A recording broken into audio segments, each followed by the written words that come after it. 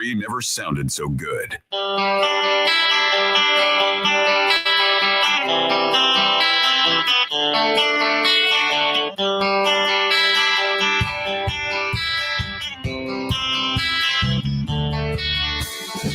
Navigating today's real estate market can be tricky. Want to buy or sell a house, finance or insure a house, or stuck with a house and don't know what to do? Florida Talk Real Estate has been your local one-stop real estate shop since 2012. Get the advice you need from your local real estate pros. Here are your hosts, Jim DePola and Johnny C. live on Real Radio. Yeah, good Saturday morning. Welcome to another edition of Florida Talk Real Estate. Thanks for being there. We got you for 2 hours of infotainment. Beautiful thing I see out there, 92.1, 101.7 on the old terrestrial radio. Thank you for being with us out the gates. Of course, we are worldwide with your free download, your iHeartRadio app. You can be listening anywhere, even in like Ireland, potentially. Thanks for doing just that. Irie. Is that, no, that's not the same. It's thing. not the same. No. But I like where you're headed. And of course, we live stream on a Saturday as well. You can find us, Florida Talk Real Estate, on Facebook. And thank you. You're with us right up the gates. And on YouTube as well. That's Florida Talk Real Estate LLC on YouTube. Home of a ton of informational chunk videos, plus a live stream every Saturday morning. Thanks for being with us. You can be a part of the program with a phone call as well. 877-927-6969. If you have questions, comments, concerns in the world of real estate, you want to dive into the conversation at hand, don't be shy. Go ahead and do just that. The first voice you'll hear, the melodious tones of our producer extraordinaire, Jimothy, my brother from another mother. How you be? Hello, and good morning, Johnny. How are you? How's the family, too, by the way? Dude, everybody's awesome. They just Nice. it's been a sick house for a second, though, but everybody's like back on board and crushing it. Have you had the funk a little bit? A There's little cold, a little chest cold, something? From what I understand, there's a funk going around. Oh, yeah? And it affected my daughter differently than it affected my wife. And I've been like I'm dodging the bullets as best I can. I'm sorry they're feeling a little under the weather. From what I understand, like half my daughter's school has been out like all last week too. So yeah, it's flowing around right now. Well, You know what? hope they get better. Thank you very And much. you as well. Oh, I appreciate you very much. Good to see you as always, my dude. And you as well. I am your old buddy, your pal, Johnny C. Let's get your starting lineup. There's Mike Rauch, the mortgage guy from the mortgage firm. What's up, my friend? Good morning. Nice Good to see morning. you. Yeah, Irie. you too. Irie. Yeah. It popped into my head. Maybe I was thinking ire. But what is Irie? This Jamaican for something? Yeah, you're getting down the marijuana lane. Oh. Yeah. Well, I didn't mean to do that. That's all right. Apologies. Hey, you got a Yeah. bunch of people perk up when you're drunk. Funny how that happens. Actually, the show leading into this is a marijuana It's all show, right? weed-based. Mm. Yeah. Or medical. Education. Yeah. Yeah. Sure. Yeah, try to defunk some. All right. Well, maybe some of those fans stuck around I sure hope so. and you get some real estate education. That's what I'm talking about. Boom. And some entertainment as well. Hopefully. We'll sprinkle a little of that. Yeah, in. we'll try it. Yeah, we sure will. Let's say There's good a little. Oh, nice. look at Timothy. Mhm. Yeah, Nice, sprinkling it on. He's pretty liberal with it over there. Yeah, well, Yeah. I have a tendency to. Just reminded me of Chappelle, right? One of his jokes from his like sprinkle some the cops, right? Sprinkle some crack on it, Sprinkle. right? I think I taste eggs and cinnamon. I love it. Let's say good morning to our fearless leader. 13 plus years now, we've told you he runs a top producing Keller Williams team. Keller Williams Innovations, you find the Florida Home Pros team. And Jim DePola, Jimmy D, how you be? Hey, I'm doing good, guys. I'm doing good. That's the wrong energy, Jim. I know it sounds weird again. Sounds That's like good. I got a dead mic. No, you're for good. some reason. No, you're That's good. So weird. I got a hum in my headphones too. I Me just too. assume that Yeah. we just do what we gotta do. Yeah, we gotta just push it through, right? Fisher Price, my first radio station. It's back. But yeah, things are going good. It was a very hectic week. A lot of frustrating things happened. I mean, we had a lot of good things happen, but I just very bummed out. We had 2 people who didn't close when they were supposed to, Ooh. and one of them's a seller buyer, Ooh. and that's the worst of the worst. Mhm. And the people we're working with on the other side, the buyer's agent, where the listing agent, is just been horrible. No communication. The agent's like totally clueless. The transaction coordinator they hired is even worse than the agent. Oh, no, Usually, that's always helpful. if you have like a newer agent, if they're smart, if they do hire a transaction coordinator, which basically just makes sure all the contracts are done correctly and everything, the process is running smooth. Correctly, Kinda, timely. yeah. And mortgage companies have that, right? You have like loan processors and things like that that kind of help you. Yes. walk the paperwork through. So anyway, this transaction court, usually if you have an agent that's a little less experienced, because we all start out somewhere, right? Sure. If you have a good transaction coordinator, it can smooth out a lot of rough edges, but the transaction coordinator is just as bad as the agent. Well, they have to start somewhere too. And then, but both starting out together is Yeah. just a big mess. And then finally, the mortgage company I'm working with. Let me tell you something, Mike. Yeah. You know, when we Am I going to get some props here? Oh, yeah, you are. well, You are. yeah. I should have had him go through you also because I was concerned. So when we take listings, what we always do is ask the sellers to give us permission to ask for a second opinion on the mortgage approval if I see any red flags or even yellow flags, Mm-hmm. to make sure that everything's good. Because what you don't want to do as the seller is put your house on the market, take an offer.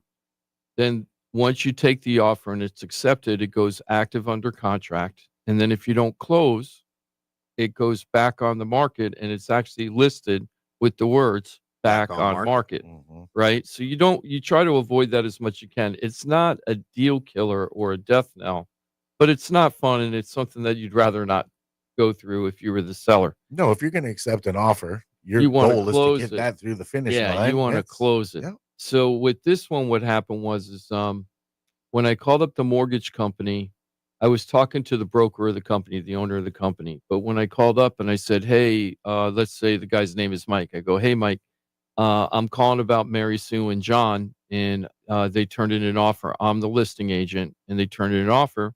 I have questions about their file." Well, he literally was on the phone probably 3 minutes, click clacking, because he had no idea who Mary Sue and John was, and was click clacking on his computer to find the file. Mm. Maybe I'm a little too tough on things, but that was like a little caution flag right there because he had no idea who these people were. So that told me, is this a file where they're just another number, like loan file number 1234, or do they really know Mary Sue and John and had good conversations Right. and make sure everything Or is he's done going to find correctly? the file. It's the first time he's ever looking at it, and he's going to give it a 1-minute review and then tell you it's good. Exactly. Yeah. So when Right. when he was going click clack, and I go, do you have a relationship with these buyers? Because he really couldn't tell me anything until he opened up the file. And he goes, I'm the broker of the whole company. That was his answer. And I go, okay, great. Did you work the file and know these people very well? And he was like, I have my staff handle the thing, but I'm the owner of the company. I go, okay, great. He opens up. How can I help you? Did you ask him who's the owner of the company? That's what I would ask at that point. I'd be like, yeah, but who's the owner? While you're looking real quick, Yeah. just a quick question: Who owns the company? Right. Who's the broker? So then I start asking the normal questions, right? All the questions that you would normally ask. So what exactly did you do? The first question I do is the easy question. I lob it. I give a softball to the mortgage guy. Do you know these people? Like no, that? my first question is, what exactly did you do to get them qualified for the loan? Right now, that's a Nice. very open-ended question. It could be answered his way, which is the really bad way, or it could be answered Mike's way, right? So his way was, I did everything that was needed to get the loan approved, Mm. right? Mm. That's the answer with an attitude, Mm. saying it with an attitude, Yeah. right? As opposed to, oh, I'm really glad you asked that question. We've done everything needed to do for this loan. And then you rattle off all the things you do and say, as long as the house inspects your house, like throwing it back on the listing agent, as long as your house inspects and appraises, We're they're good. good for the money, right? Which And is that's the right answer, right. but probably not enough detail or confidence inspired, dialogue from him, right? Like he didn't have any of that. It's like, I did what was needed to qualify them for the loan, and I'm the owner of the company, right? Mhm. Now the other thing is that usually they will tell you what they did in order to get that qualification. And what I always say, when you get qualified with Mike, I always tell my buyers, it's so nice when you're qualified with Mike, because he used to be part of the underwriting department, which is the final decision on when your loan gets cut. It isn't up to the mortgage broker or the loan officer you're working with. Really, it's the underwriting department making sure that the loan officer is doing the right thing and that they're going to be able to sell this loan to the conforming groups of people that buy these loans and everything. So anyway, when I say when you get qualified with Mike, it's like having a cashier's check in your back pocket. You know you're good for the money. It's just whether the house is going to match the financing. And that's really nice to know when you're walking around. You never have to worry about, can I afford this? You know, am I going to be able to do this? Mike's got the app, and if the app says yes, you know, it's yes, you know? So anyway, then I had to start asking him questions. Did you look at are they W-2 or are they self-employed? Is there any 1099s involved? Is there any kind of commissions or tips or Uber money or anything or Lyft money that has to be recorded as part of the income? Are there more than one person? Have you actually looked at their back end and front end debt to income ratio, check their credit report, of course, and everything, right? And ask all these questions. And he was just getting angrier and angrier throughout the whole process. And then he's like, he cut me off. He goes, look, I did everything they need to do to get this loan. And it was desktop underwritten, which is a computer system that tells you whether or not the loan, cursorily in a quick review, whether or not it meets certain standards to get the loan. And I said, well, let me ask you this. Did you actually get the hard copy of everything that you need? Tax transcripts if needed, W-2s, pay stubs, bank receipts. Did you get everything you need hard copy, or did you just plug it into the system because that's what the buyer told you they were making? Mhm. No, we did everything. We don't give the approval without that. Okay, great. Hung up. Wasn't real crazy about that situation, but we also didn't have a lot of other options, and this house had been on the market for a little bit, and these people needed to sell. And he So also it's didn't like- know, it's clear he didn't know the answers to your question. So he's Yeah. giving you like just kind of like broad strokes. It was just like a month ago, we had a show kind of the similar topic. And I remember saying, like, when I get that call, number one, I welcome the call, but number two, I kind of take control of that conversation, because you shouldn't be having to ask me, are they self-employed? Are they W-2? Do you have the, like, I should not be waiting for those questions. I should give you the information that you need that demonstrates I do know the file. If I don't know it, I'll say, you know what, Jim, I need to do a little bit of digging. I'm going to talk to my staff. Let me call back. Just let me freshen up on it. I'm going to call you right back, and I'll tell you what the details are. Right? I would do that if I wasn't, maybe he's got so many clients and he does an initial 5-minute call, and then he says, I'm going to hand you off to my my loan assistant or whatever. They're going to get all your information. They're going to tell you what documents they need. So there are some teams that work that way, right? Like I might have a 5-minute call and then hand it off to a loan assistant, right? Now I don't do that. I do the entire kind of intake interview. But that's my process, right? But that makes me very, I have intimate knowledge of pretty much any client I'm working with, and I've got a good memory for that stuff. So if I like write it down and I'm talking, I'll remember it. So Timothy, he does look at the front and the back end. Yeah, of He's course. got that Well, intimate yeah. knowledge. And Yes. typically the back end is a little nicer to look at. He's got that intimate Yeah, knowledge. there's a lot Yes. more. from what I hear. You have more space in the back end, so it's a little bit tighter up front. You know wow. what I mean? So it's You're the pro. but That's why we get the best of the best right here on Florida Talk Real trust Estate. me, guys, with your big, $500,000 home purchase, right? No, I but trust in you. And Mike, we trust. but so yeah, there's just a way to answer your questions without glossing over, like, oh, I own the company, of course I know what I'm doing, of course. And you're like, but clearly you don't even know who we're talking about. You don't know anything about him. You're just giving me like the generic answer that says yes, right? Which is not confidence inspiring. So I don't know, So now we're on our fourth. and you accepted the offer. Yeah, and not only did we accept the offer, they passed the loan approval process where you have a certain deadline to say if you got the loan approval or not, which is one of the last steps of the whole process. And you have a deadline to let the sellers know if there's any kind of problem so that the buyer's deposit is protected.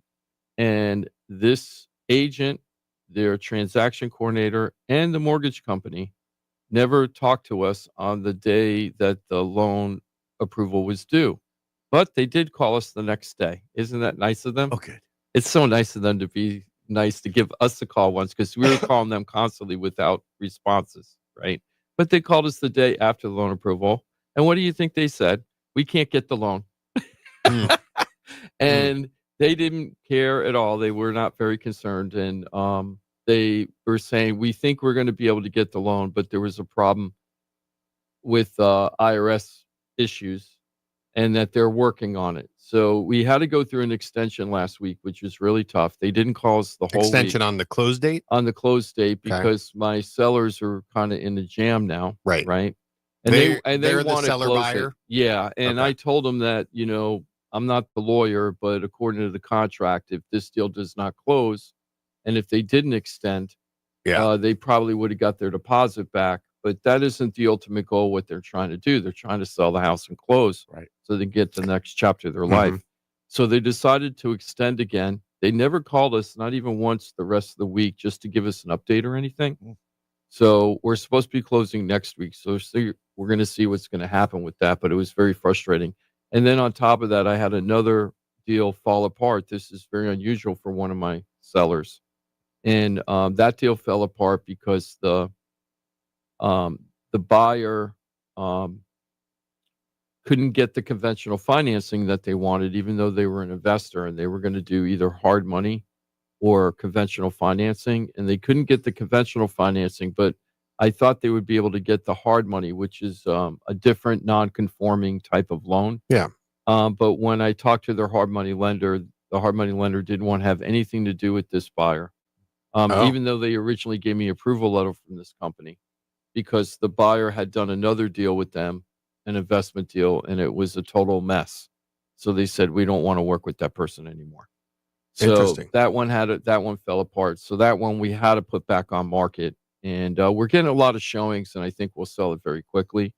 But it's very frustrating when you have those weeks. And the reason why I'm bringing it up is not to be a Debbie Downer or something, but to let you know, like, real life stuff happens. This stuff happens. We always talk about the success stories, and I don't want people to think that we're really just shining them. That we tell you the bad stuff under the rug. we tell you about the stuff that didn't go so well either. It doesn't mean that these things aren't going to be resolved and everybody will be okay, but it's still frustrating, disappointing, Well, and it happens in real life. It does happen. we do talk about, we had that one deal, Jim, that we worked on through all the years. One deal where I had the buyers pre-approved, and then it kind of went haywire between them. We weren't able to close, but it was, basically That was additional such a debt crazy taken on. day. But that's really, I don't think we've ever had one that, like, not saying every deal closes, but if they're not closing, it's because of inspection or inspection appraisal or house issues, didn't things like that. appraise, It's not because the buyers can't get approved.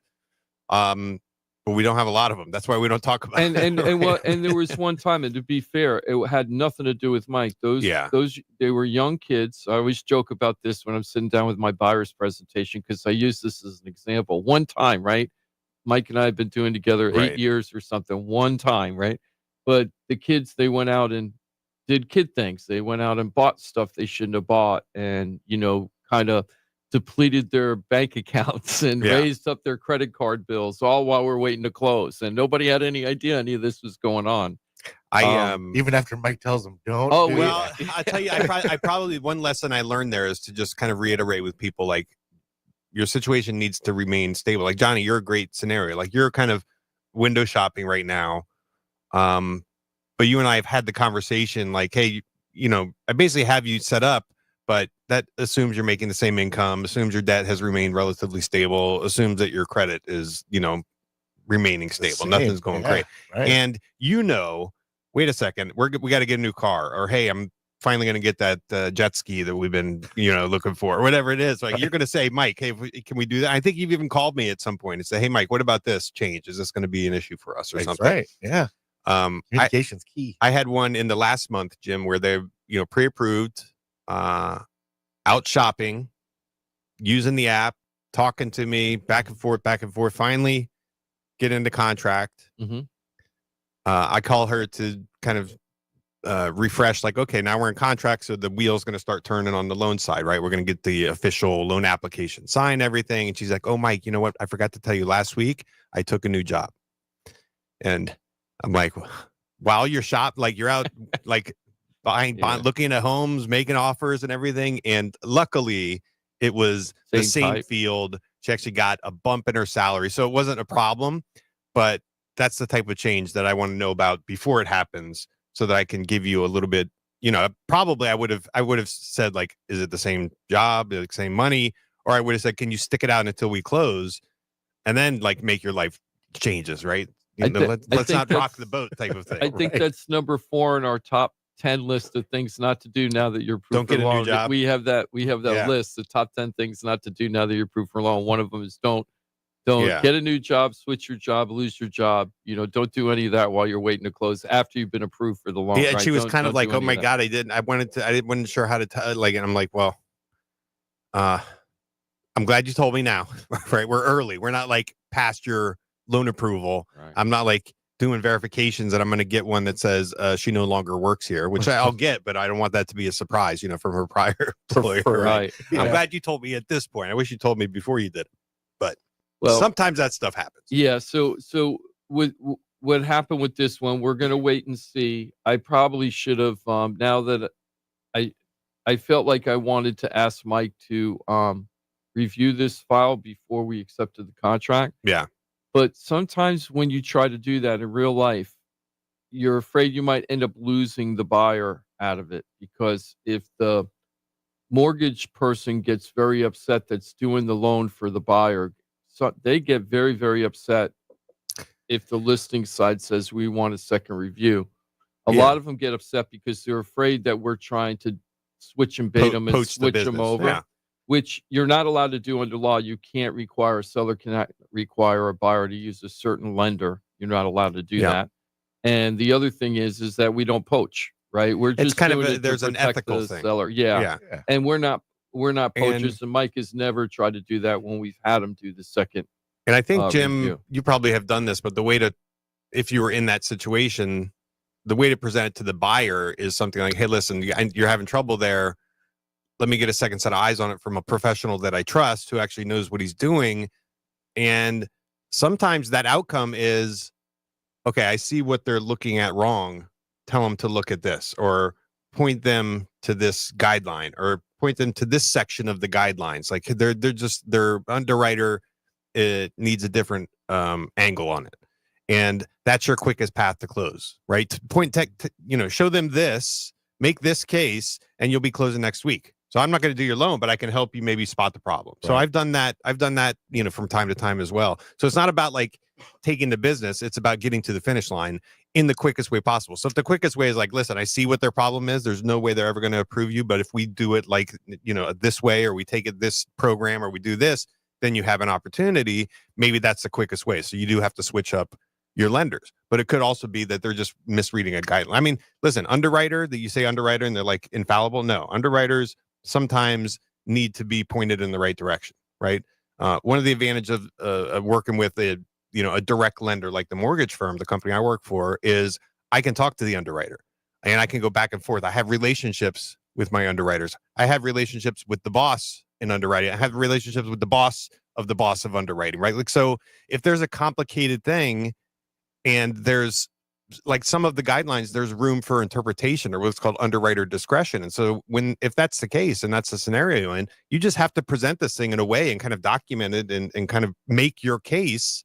And if you can convince the decision makers that that's a solid case, you're going to get you're going to get over that problem. And that happens, it's not a lot, but it happens with my files sometimes. I've got other loan originators who come to me for advice and things like that. Maybe it's in pre-approval stage. Maybe they missed something and they're in the underwriting stage. But like, so it's not always super black and white. There's sometimes gray areas. And so, underwriters can look at things wrong, right? And should be able to be convinced otherwise. So, and another point to make on that, the underwriters know you.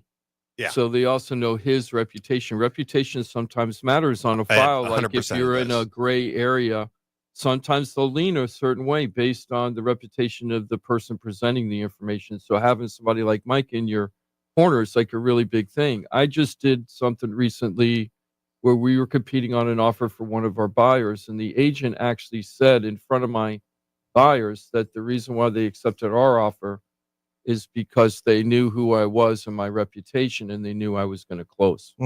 Right. So that was like a really nice compliment. I was like Very nice. I was totally flattered and not expecting it because I didn't know the agent, but they knew who I was. And it's like, and they didn't say it until after we were in contract. It's like, they selected you because of you. Yeah. And I was like, wow. And I'm not saying that for puffery. I'm saying sometimes it gives you that little bit of edge. It doesn't always. Puff away. You It's know, all right. Puff away. Yeah, puff away. Yeah. So, You I wanna- definitely, if you're going to have a reputation, you want your reputation to be that you're a professional who gets the job done. and not be talking about like I'm talking about with this mortgage broker right now about Right. what an attitude he has and how surly he is and he doesn't perform. And by the way, he's on a fourth co-buyer and has only told us about one. So he Yeah. keeps switching out the names to get I'll the give loan. him credit for. And he isn't telling us anything. So he's not telling the title company, hey, we switched out buyers or anything. At least he's not giving up. Yeah. Yeah. Right. So he It's does like, hey, sound- Jim, do you have any other family he members does who might sound want to pretty- like I know, right? help you out on He this does thing? sound pretty confident about that. But There's a good that highlighting. he does sound confident he's going to close in case the sellers are out here listening. Nothing's changed since we talked yesterday. Okay. But it's just frustrating one event and talk about real life things that happen in real life, and how things don't always go through smooth. We're going to fix it. It'll get done. Okay. But just very frustrating. We're doing people that aren't as professional. I do want to just give out one shout out before we take a break. Well, real quick, that's a Oh, good I'm sorry. highlighting right there of why you need to work with people that are great at what they do. There's lots of people that are good at what they do. There's a whole lot more that are not so good at what they do. If you can find a resource where you get people that are great at what they do, you should cling to that. FloridaTalkRealEstate.com is just that. Your one-stop real estate shop. This is a team of pros that do work cohesively together. If you've been listening for years, you've heard example after example. If you're new to the show, let me tell you, the team at Florida Talk Real Estate, this is the team you need to vet first and foremost when you're looking to buy a home, sell a home, stuck with a home, you don't know what to do. Anything that touches the world of real estate, remember FloridaTalkRealEstate.com. Know it, use it, love it, share it. Thank you, John. I appreciate that so much. I wanted to give a shout out to Lisa and Kevin. Lisa and Kevin are the ones that Kevin had the older pickup truck that's Miami Dolphin. Everything is like has Miami Dolphin colors. He's like big Miami Dolphin fan. And Lisa's what I call the force of nature. I nicknamed her Force of Nature. When I first met Lisa and Kevin, this is about 40 days ago, 50 days ago. They had listened to the show for a while. They were fans. So I'm sitting down at their house, and Lisa's telling me how she already selected a brand new construction home in a different part of the state, and she already picked out the house she wanted to buy. Plus, she had a backup house in case that house was gone by the time her house was sold. So she had a backup house. Wow. And yeah, exactly, right? And I'm sitting at the dining room table and I'm hearing all this, and Kevin is silent as a mouse through the whole thing, Oh, right? she. So I finally turned, that's why I call it Force of Nature. So I turn to Kevin and go, well, how you feel about all this? He goes, I'm just along for the ride, Ah. right? Nice. So they're Happy empty spouse, nesters, happy house. right? Yeah. So they're empty nesters and they're moving to a different place where they want a new construction home. So they have to worry about like increasing costs as they get older and everything. The smart stuff, right? Yeah. They're doing all the smart way. Lisa, has everything mapped out. And Kevin goes, I don't really think we're going to be able to make all this work, but if we can, because it was really important that they got enough from the sale of their home because they were a seller buyer to sell their home to get enough to buy the other home cash. And that was like a really big deal to them. And it wasn't going to be like super easy, right? We had to sell their house at the upper limit in the neighborhood in a slowing market. Mm-hmm. So anyway, Kevin wasn't sure the numbers would all work out. I was pretty confident everything would be okay. I was a little worried at the higher number in the neighborhood, but I knew we'd be close, right? So we put the house on the market, sold it in 8 days, I think, right? We put it on the market, sold 8 days. We got exactly In a slowing market. in the slowing market, and there were several other houses very similar to ours, similarly priced, within 2% of our price. And that had been on the market quite a long time. Now, Lisa started that HOA community when the community was built, where she sold in Turtle Cove in West Palm. Okay. And so she's been there 20-something years, and she started, Ooh. she was part of the original HOA board, so she knows everything about that community. And So you're going to everybody have some nice portability. and that, oh, yeah, the portability was awesome on Yeah. that. and she knows everybody in the neighborhood knows what's going on because she has been such a institution as part of the neighborhood. So anyway, I just called them. We closed on Monday. We closed this Monday, right? sale. We were finally done Shit. on this sale Monday. I called her to congratulate her on Tuesday because she signed early because she's the force of nature, right? And she already found we sold the house so fast that she was able to buy the unit that she wanted. So even though it took her 2 weeks to stage the house before we put it on the market, then we need another 8 days to get it under contract. We were still able to do it fast enough that the developer hadn't sold the unit she wanted, right? So she got that unit. Great. She got that unit. I think we're going to try to get her on air. We got that unit. She got that unit. I wasn't involved in that part of the transaction, but I think she got a 60,000 below what the original list price was on the brand new construction home. Nice. So she did great on that. We were the third highest sale in that neighborhood, I think, ever all time in this slowing market, right? I was like amazed about that. And the house wasn't super maxed out. It had a brand new I was roof. going to say, the house was it outshining No. the others? It had some better features and some worse features. So it was original everything in the house. So it was 20 something years old. It was very clean and very functional and And staged. nice place. Yeah. And we staged it so it looked real nice, but it had a really nice master bath suite that they renovated, and it had a brand new roof that was like weeks old. That's nice. But other than that, it was pretty original. Now, other ones that we were competing, one had a pool, another one had more upgrades, but not the new roof.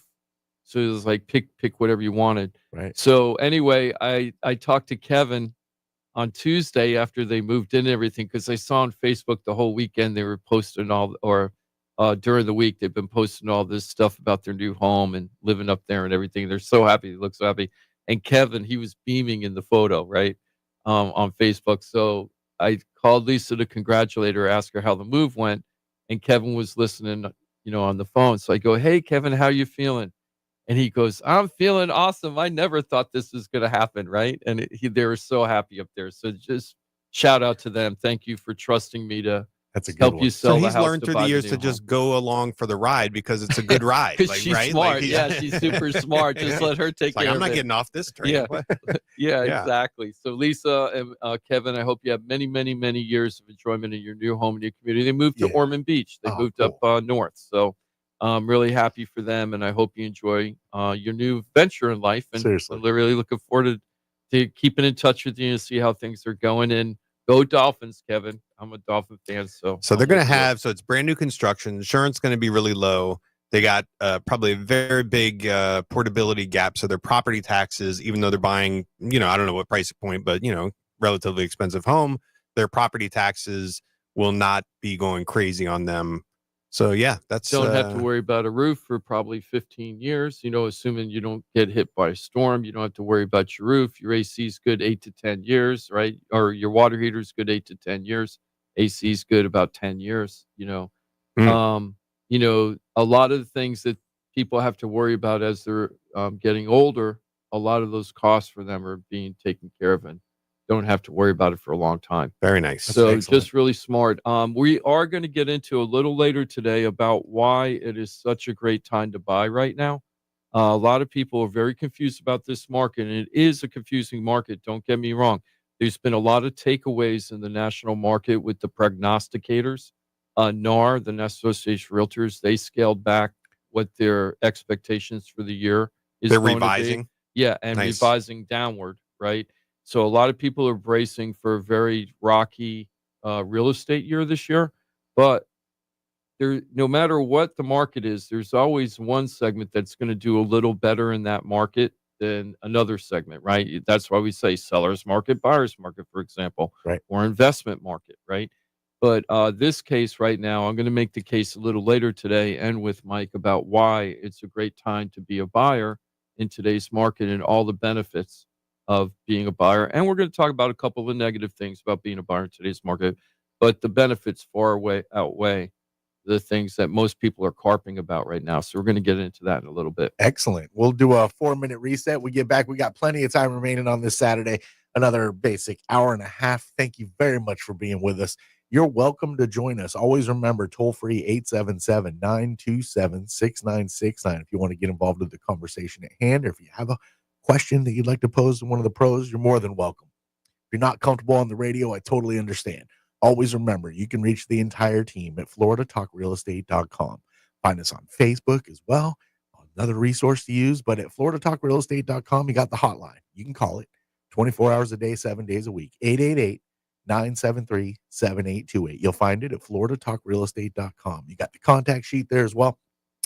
Just find a way to get in touch when you're looking to buy a home, sell a home, stuck with a home you don't know what to do. When you need pros, bet the team at floridatalkrealestate.com. You will not be sorry. Know it, use it, love it, share it. You can change your life. Many lives, but yours is the most important one to us at floridatalkrealestate.com. 4 minutes from now, we get back at it. You ready, Jimothy? Yeah, we are ready. All right, let's do this. Hit it. Florida Talk Real Estate right here on Real Radio. We'll be your friend. Follow us at Real Radio 92.1 on Facebook, Instagram, and Twitter. Here's the latest with weather on Real Radio. I'm CBS 12 meteorologist Charlotte Carl. Under that sunny sky, we are continuing to see temperatures climb. Low and mid 80s is where we will find our afternoon highs. And then overnight, we are expecting another nice cool down, bringing us back down to seasonable lows in the upper 50s and low 60s. Tomorrow afternoon gets quite warm with highs in the mid and upper 80s. This report is sponsored by Mothers Against Drunk Driving. For victims of drunk and drug driving, our grief is unique, but you are not alone. You always have a place at MAD. Call our 24-hour victim helpline at 877-MAD-HELP or visit mad.org. Hey, it's your boy Johnny C here, host of Florida Talk Real Estate. They're tops when it comes to helping people buy and sell houses. But Florida Talk Real Estate is so much more than that. For 5 years, I've watched these guys help thousands of our listeners with any real estate need. They couldn't do it without their sponsors, who are experts in their fields. Check it out. Jim DePola, powered by Keller Williams Realty. Their team specializes in helping people sell their house for top dollar, and buyers get great deals on the purchase of their home. That's what they did for me and my family, and I couldn't be happier that I hired them for my real estate transaction. Mike Rauch from the mortgage firm is one of our favorite guests on the show, and he is the mortgage guy. Whether you're looking for a refi or a mortgage to purchase a new home, Mike Rauch will get you the answers you need. The mortgage firm is licensed to do loans in Florida, Alabama, Tennessee, and Georgia, and they have local offices that cover all of South Florida. So if you're thinking about a refi or a new mortgage, go to the mortgage guy, Mike Rauch, and find out what he can do for you. The Mortgage Firm, Inc., NMLS 189233, Florida license MLD 78, equal housing lender. The law office of Paul A. Krasker has been specializing in real estate law for nearly 25 years and has the professional team you need. Upside down with your house, Paul's team can help you conduct short sales, loan modifications, even if you're behind on payments. They also help you with foreclosure defense and bankruptcy. They can even help you get a student loan modification and repair your credit to get the score you need. Paul's full-service team has helped thousands of our listeners, and they can help you too. Trident Title LLC is the largest privately owned title company in Florida. When you need a title company to complete a refi, home purchase, or sale, Trident Title has got you covered. Not only do they offer competitive pricing, Trident Title has attorneys on staff to make sure if you have bumps in the road declaring title that you can get the job done. Beware, not all title companies in Florida have attorneys on staff. Trident Title does and complies with all the new federal regulations released last year. Ross Camaronets, owner of Brightway Insurance, has been helping our listeners get great rates on homeowners insurance plans. Haven't checked your homeowners insurance policy in a while? This is a great way to help reduce your monthly mortgage payment. Ross can also help with renters and auto insurance. Ross is only a phone call away and can usually get the answers you need same day. Call Ross today at 561-425-6228 or drop by his office at 873 Donald Ross Road in Juno Beach. So now you know why I'm happy to be part of the Florida Talk Real Estate Show, the longest running real estate show in Florida. And all these sponsors are just a phone call or a click away. Just call 888-973-7828. That's 888-973-7828. Or go to floridatalkrealestate.com. That's floridatalkrealestate.com And don't forget to use the most accurate search engine to find your new home or ask for a free home valuation because FloridaTalkRealEstate.com has you covered. That's FloridaTalkRealEstate.com. This is Real Radio 92.1 and 101.7. Real talk for the Palm Beaches and the Treasure Coast.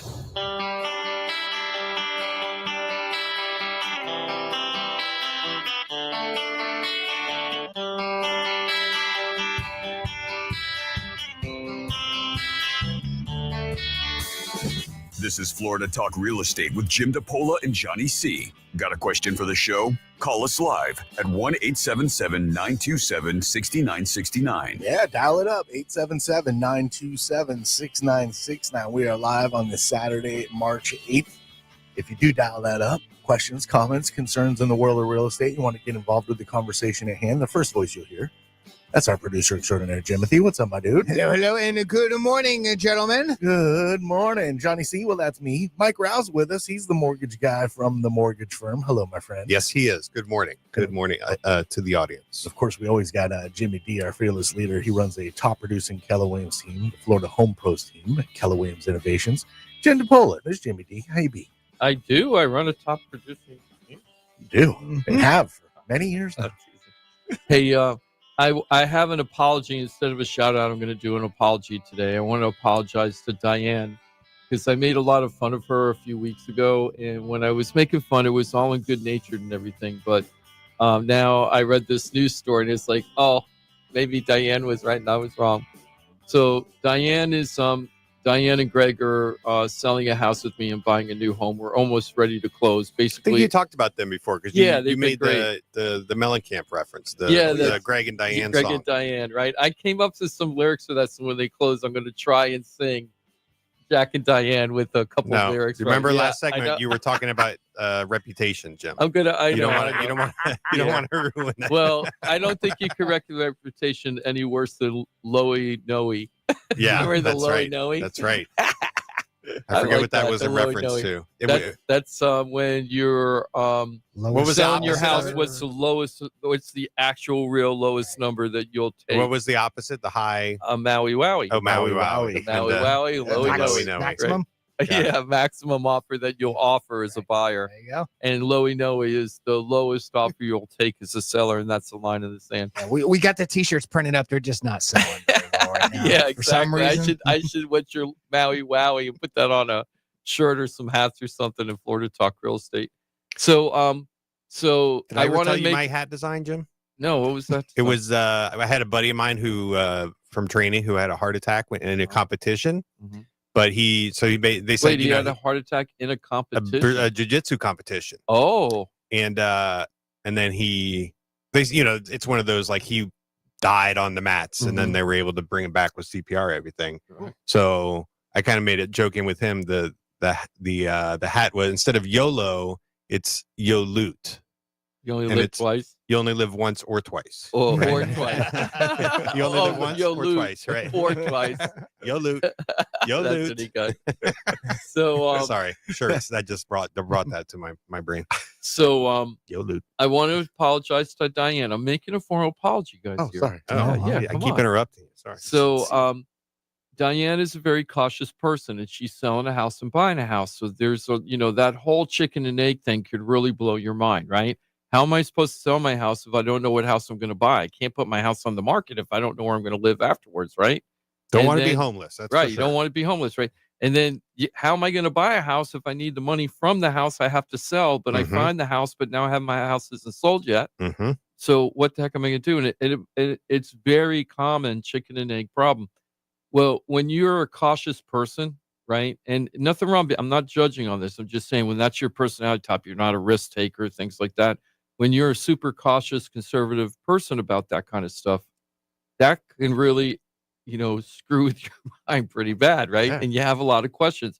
She was asking me a lot of questions through the whole process, which is understandable, but it was getting some of the things that she was worried about were very, being in the profession, Mike, like you and I, worrying about the chances of the loan's going to go through or something, right? You might know after reviewing the file that the loan's going to go through. But you can't really say, I 100% guarantee this loan's going to go through until it's done. but you know that the loan's going to go through and there's going to be no real issues or anything.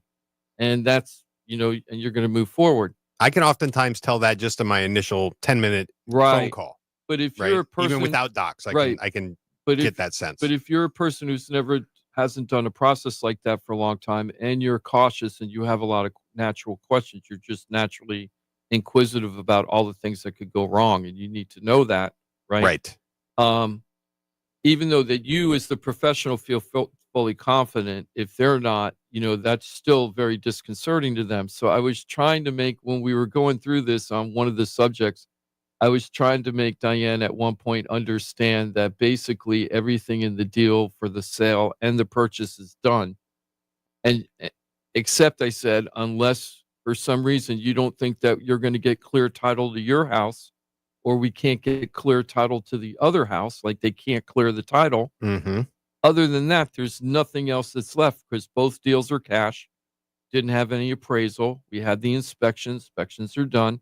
We're just waiting for title to clear, and then we're going to close, right? Oh, and one of them had to get approval from a homeowners association. Okay. So I go, so unless you think none of that's going to happen, right? You're good. You're 100% good. You should be kicking up Rest your heels. easy. And, don't lose any sleep. Yeah, and have a little glass of champagne. Maybe not the whole bottle, but have a glass because you're pretty far along, and it's going to happen. That's a jinx right there. Yeah, Johnny. What happened was, so what was the example I used? So I said, I was thinking the examples to be totally outrageous to show her that you're really worrying about nothing. So I said, maybe the house will burn down or the house will explode. I mean, if you're going to worry, let's worry about real things like the house could explode or whatever. Jeez. Well, I was reading. I know maybe it wasn't the best way to say it. Wow. I was having a bad week. Maybe you could drop dead tomorrow. But here's the thing. I was reading last night and I was Jim like, doesn't believe in the power of manifestation. well, that's fine. Well, I feel so bad for this family in Ohio. Sorry, Barberton family. Barberton, Ohio, there's a headline I read yesterday, and then I stopped to read it, and then I was thinking, Diane, I was like, I owe her an apology. Barberton home that exploded was pending sale. Oh, no. No. Jeez. I can't believe it. This happened this week. It was March 5th, updated March 5th. Some house that was on the market, it was under contract to be sold, and the dang house blew up, and now there's no more house left to buy. God. And thank God nobody was in the house and nobody was hurt or anything. It was a vacant home, and they think it was a gas explosion. Leak, sure. Yeah, it was what else could gas it be? explosion. Timothy was there, evidently. But the house was on the market. It was pending, and then it blew up. I'm trying to pull the name of that band that he just played, the Firestarter. Who was that? Oh, that was Fatboy Slim? No. Prodigy. Prodigy. Prodigy. Boom. That's it. Yeah. Good stuff. Little Firestarter. That just took me back. Like that's like 90s, right? Early 90s, mid 90s. Gosh, I feel like Sounds about right. Yeah. I feel like it's later than that. But my time, man, I'd be like, oh, that's just 2 years ago. That was 15 years ago. Oh yeah, exactly. Yeah. That was Well, 15 what year years did ago. you graduate high school? 93. 93. So it was probably I graduated in 96. I feel like I think it was right there, right in I that feel like zone. you're in that 97, 98 zone. Yeah. Oh, could be. Yeah. For that. I'll look it up. All right. We can ask. Yeah, look it up. Yeah. Do you remember that band, So- Jim? No, I don't remember. What was? Prodigy. Prodigy. Yeah, but what? Can you play the song again? Firestarter? Yeah, I didn't hear it.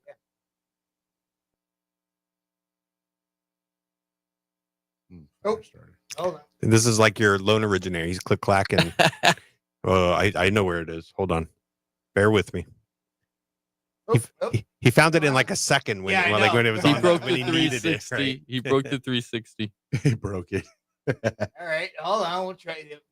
Well, there's a way. 96. There we go. Okay. 96. Boom. I don't know that one. Hasn't kicked in yet. Yeah. Wait for the what do they call that, Johnny? The drop in, yeah. Probably, I would guess, the biggest song from Prodigy. Really? Yes. Pretty bad. I could tell you maybe one other one if I heard it. I could. 96. What the heck was I doing in 96? I'm not at raves, I'm guessing. I guess you Yeah, were. I don't think. No, I wasn't really. You were probably raver. organizing your Barry Manilow record collection. Elvis. There weren't many double stack days in Jim's calendar. So I just thought this was funny that the house blew up, Yeah. and I'm like, while it was waiting to close, You I put was that like, on your "Oh, mental list of things not to not to say say anymore." to somebody. Yeah. Like everything's going so great. It's you know, that situation, Jim, with the seller buyer, like you'd mentioned the, you know, the conservative, cautious, and they'll be like, I'm not going to put my house on the market until I'm in contract where I know where I'm going next. And as a you know, professional, you have to try and convince them, like, what seller is going to accept your offer that's contingent on selling your home, and you're not even on the market. Like you don't even have your home listed for sale. Mhm. If you were in a really, really, really strong buyer's market, maybe that's possible, but we're not there. Right. So It would be very hard to get somebody into contract if your house isn't even on the market, and even being on the market and not in contract, that's still not a great position to be in. It's much better when you're in contract. Like if you could say, "Hey, we've already gone through the inspection. We're just waiting for the appraisal. yeah, Go into contract with us. By the time we're we done have a with your close date. inspection, our appraisal will be done." Yeah. That way, go. Just let us get through the inspection period. Our appraisal will be done. That way, we'll know everything's done. Yeah. Right. That would be a stronger situation. Or, hey, we're cash. We're ready to close. We're just waiting to find the house that I'm trying to buy. Yeah. And a lot Right. of people definitely want to avoid, like we joke about being homeless, but a lot of people want to avoid like some sort of middle ground between the two homes. Maybe you have to rent somewhere and you have to pay storage fees. So if you can avoid that. So the simultaneous close is complicated. It's not the easiest to manage because you do have two deals. Sometimes they're daisy chained with other deals, Yep. right? Like multiple seller buyers. Yep. So it's hard to do, but if you go into it with the right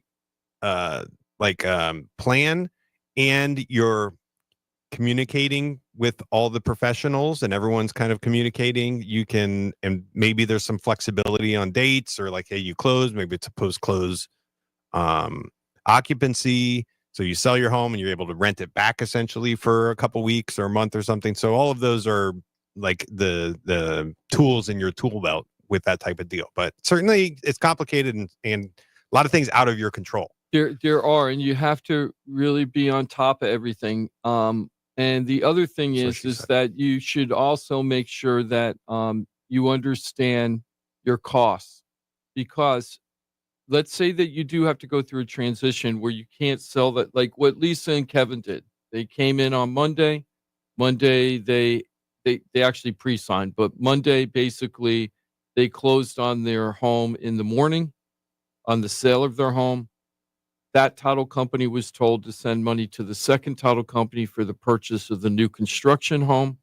And then later that afternoon, they went to the second title company and closed that and got the keys to the new house and gave up the keys to the old house, all on the same day. So there was no worrying about where your stuff was going. It was leaving on Sunday night in Palm Beach County, and it was Ormond Beach on Monday morning, right? So I think by 4 o'clock in the afternoon, they were already kind of moved in, right? Yeah. Which is pretty cool, right? Really On the cool. same day. Yeah. Now, Lisa and Kevin were really smart because they had a backup plan. If the first house wasn't going to work for them, they had a second house lined up, right? I mean, that's what One I that call was it, the force of acceptable. names. Right. Yeah, like they had backup plans and stuff, which is awesome. The other thing is that's really important is to know your numbers well. So let's say that let's say a transition period of a week is going to cost you $10,000, right? And he's like, $10,000? How's that happen? Well, a lot of times the moving companies, if they're told at the last minute that they got to keep your stuff in storage and not move it to the new place, they're going to charge you a decent amount of money to hold that furniture. And it's kind of expensive to hold it just for a couple of days. It can be a lot of money to do that.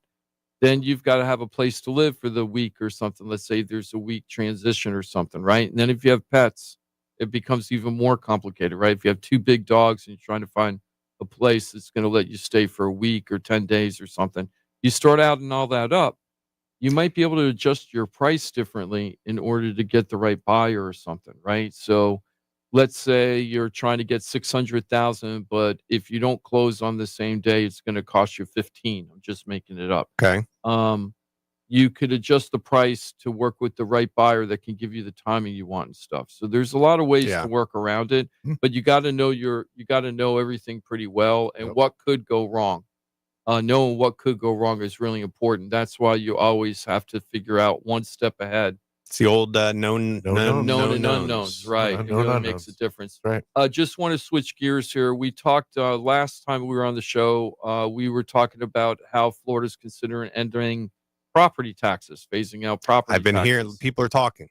People are talking about it. I still think it's going to be talk, and that's it. But How far did it get in remember when Marco Rubio brought this up in 2010, 2008, something like how far did they get with the reality? So I don't remember. what happened I think they was- got to the point where they're like, yeah, it's just not doable. This- We can't make the money up unless we apply taxes. And if they do a state tax, they start talking about how it disproportionately affects You're talking about the a lower state income tax? No, sales tax of some kind. You got state sales. We're talking about billions of dollars they got to make up. It's a lot. Yeah, I mean, I saw a video. It's hard to tell with videos these days, like what's real and when was it and all that stuff. But it was definitely DeSantis talking about property taxes. He was behind the idea. He supported the research effort, and he vowed that there'll, at the state level, there's no increase at state tax level. Right. He said, because we'll never do that under my administration. So it's still, I think I'd love the idea. Of course, who would love to not have a $5,000, $6,000, $7,000, $10,000 bill every year just for owning your own property? Well, right? I think that's the biggest point he makes when he's talking about it is you never own your home. You're always kind of I thought that was an pseudo-renting it. interesting concept. Yeah, Didn't you think that was interesting? I don't think it's. we saw the same video thing. He was talking about renting your land from the government. I get that. Yeah, it's not hard to get behind until you realize what you have to sacrifice to get. I remember, I moved to Florida from Virginia, and in Virginia you had the state income tax. Right. And one of the big things about Florida is, listen, there's no income tax in Florida. That's one of the big benefits. When many of Jared's clients, are Florida residents for that reason. And I'm like, that's great. But so so you have a little bit higher sales tax, you have a little bit higher property taxes, and it just in order to fund government operations, you need tax money. So, right? There's nothing new about that. Like, taxpayers pay for infrastructure, police, fire, education, all of that stuff. So you have to be able to fund that stuff, even if you cut out, what's the hot topics, the waste, fraud, and abuse, and all that stuff. You still need these resources. They still cost a lot of money. Well, it costs $50 billion. That's what they'd have to make up. A bunch of studies said the same thing. $50 billion a year is what they would have to raise, because that's what they'd be losing if they ended property taxes. Be $50 billion a year they'd have to make up. It's not the state. Obviously, that's fractured county to county. Each municipality, they get their own slice of that pie, and that's his big point of emphasis. Is it's not state money, it's county money, and at some point he's like, I don't care about that county or that county. And do you want to live in the county or the municipality that has cut their budget so much so that you don't have to pay taxes? Like, what comes from that when you talk about school systems, when you talk about police and fire, when you talk about parks and rec? Like, do you want to be in the county that has just slashed their budget so much to save taxpayers' dollars, but what are you really giving up? Right? Here's another thing. There was a law passed a couple of years ago, I think it was 2021, here in Florida, where local municipalities are not allowed to change their law enforcement budget down without state approval. Right. Yep. So you can't even do the cuts that you're talking about. Well, specifically without the state law enforcement permission. Right. For law enforcement, you can't even do that without asking the state permission. Even though it's your county's budget. Yeah. I don't even understand how we, it always used to be, at least when I was growing up, everything was about local. And now it seems like everything's going up, where the control is going up to higher powers instead of the local level. Yep. And it's just changing just so dramatically. The attitudes in the country just changed. Well, but part of that attitude is movement towards forget about what the traditional bureaucracy says about that kind of thing. You get your the leader making decisions, right? Like, so you say you can't do that. You can't. Well, who says you can't? Let's just cut the budget, right? Right. Well, so the right? 50 billion. So here's the thing. I didn't understand. I didn't know this. I thought Texas was the first state to try to do this no property tax thing, but actually it was North Dakota. And North Dakota tried it, and they got the farthest out of all the states to try to end property taxes, and it failed. The residents said they didn't want to do that because they were too concerned about what was going to be cut and how they were going to make up the money. The other thing that's So interesting, they put it to referendum. yeah, they actually brought it up for a vote. They're the ones that got the farthest, and wow. it was rejected. They Okay. said they didn't like. They weren't confident how they were going to be able to fund everything. We may get there. We may end up voting on that. Oh, maybe That's what it'll take. I It'll don't take think us 60% too. It'll yeah, take it's an going to take amendment. 60%. Right. Yeah. I don't think it's going to work because I it don't isn't either. working. In Texas, they just tabled the whole thing. It was a hot mess for them. Well, Not that until it you, was until you get this is how we supplement. This is how we make up right. the You have difference. to figure out how you're going to fund it. And here's a just couple a of no-go. arguments about it. One of the arguments against the property tax elimination is that what you're basically doing, you got to make up that 50 billion, right? So what will happen is everybody's going to, hypothetically, this is what they're talking about. Everybody will have to pay basically in a sales tax or something. So it becomes a consumer tax basically. And Yep. what happens is the people that own land or own real estate, right? Their tax bill is going away completely.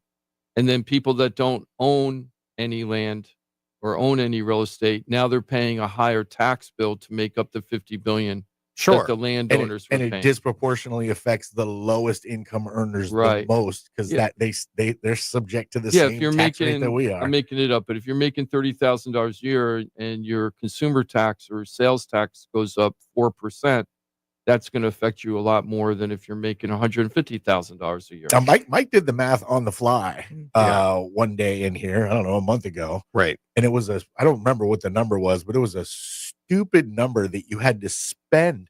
So we did we did an It was assumption. like Yeah. I assume $4,000 in property taxes, which is probably on the low side, but just say 4,000. Yep. And I said 6%. So just say the sales tax doubled. Right. So you would have to spend.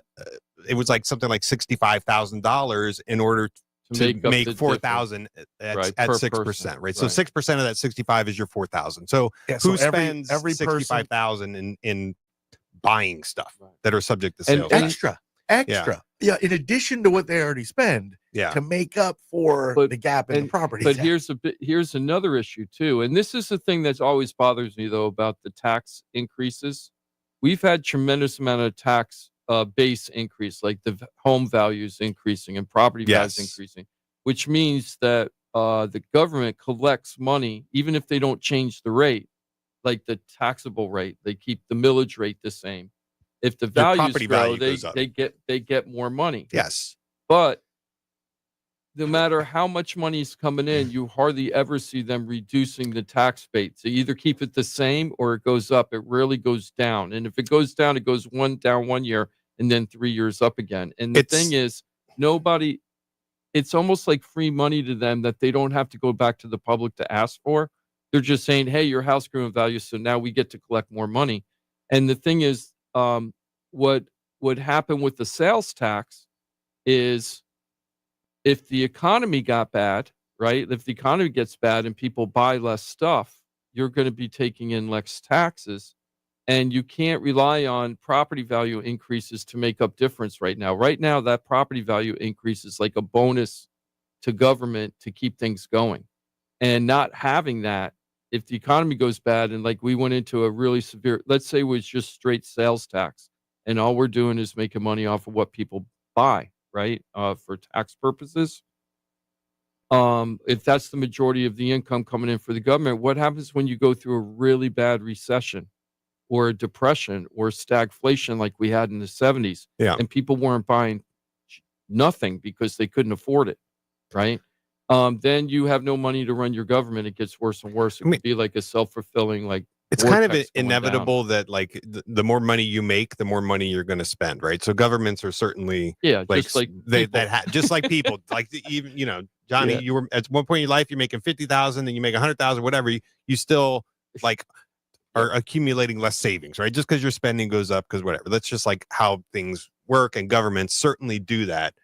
I think where the rubber meets the road is like, so what are you going to cut out of? Because you have to reduce the budget.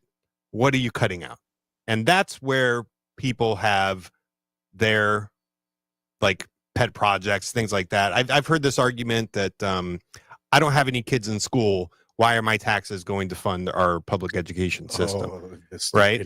I've never called the police, Johnny, once in my life. Yeah. So Matter what of do I fact, need to pay the only police for? the only thing they've done is pulled me over and cost me money, right? Or write me tickets. Like, why am I funding it? And I hear that stuff. And as an individual, I can see that perspective, but you have to, I mean, you're living in a community, right? Like there's got to be, you have some things that you like, right? There has to be some things that you like. So Now imagine it completely uneducated. yeah. Yeah, I mean, I live in the acreage, right? They spend a lot of money, Indian Trails, Waterman. They spend a lot of money like managing water, but also the roads, right? So we still have dirt roads out there. So they're scraping those roads. There was an initiative where they did this paving project. That all came from tax dollars. And those are all things that like in my view, make the community better, make it livable. Like we're still keeping our rural kind of vibe, but there's things that considers it improvements, right? So I don't know, but I see that, Jim. Like the property, as property values increase because the market's increasing, well, all of a sudden the tax coffers are getting full, and then they're spending it. Yeah, they're spending it. Crazy. So a couple of other ideas are going to try to, and here's another thing on the property taxes. If they did eliminate property taxes, what do you think is going to happen to property values? So, everybody's saying, oh, well, if I'm paying $6,000 a year for my property taxes and I don't have to go that away, that'll save me so much money. And now, I own the land, right? But what will happen is that now your mortgage payment is going to be lower, right? Because you don't have to pay property taxes. So you can afford more money for the loan, right?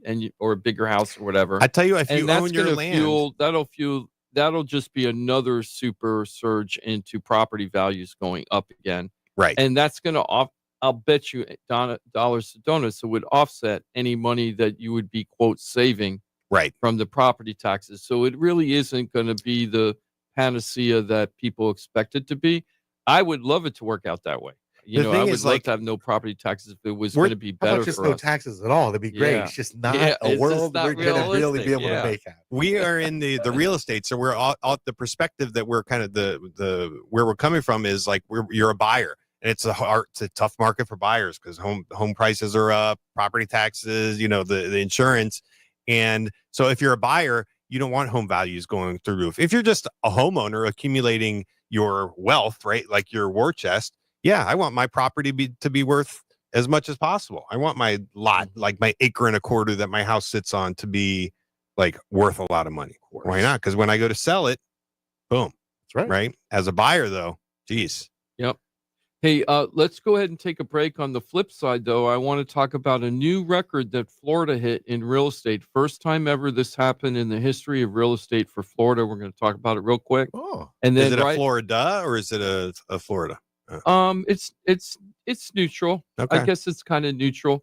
But the other thing I wanted to say is right after that, we're going to talk a lot of stuff about what happened in the news this week about these super low interest rates that everybody needs to take advantage of. If you're a buyer and you've been reading about these headlines, you got to check out what we have to say about those super low interest rates when we get back on the show. All right. Lots of very valuable information remaining. About an hour left on a Saturday. Thanks for being with us.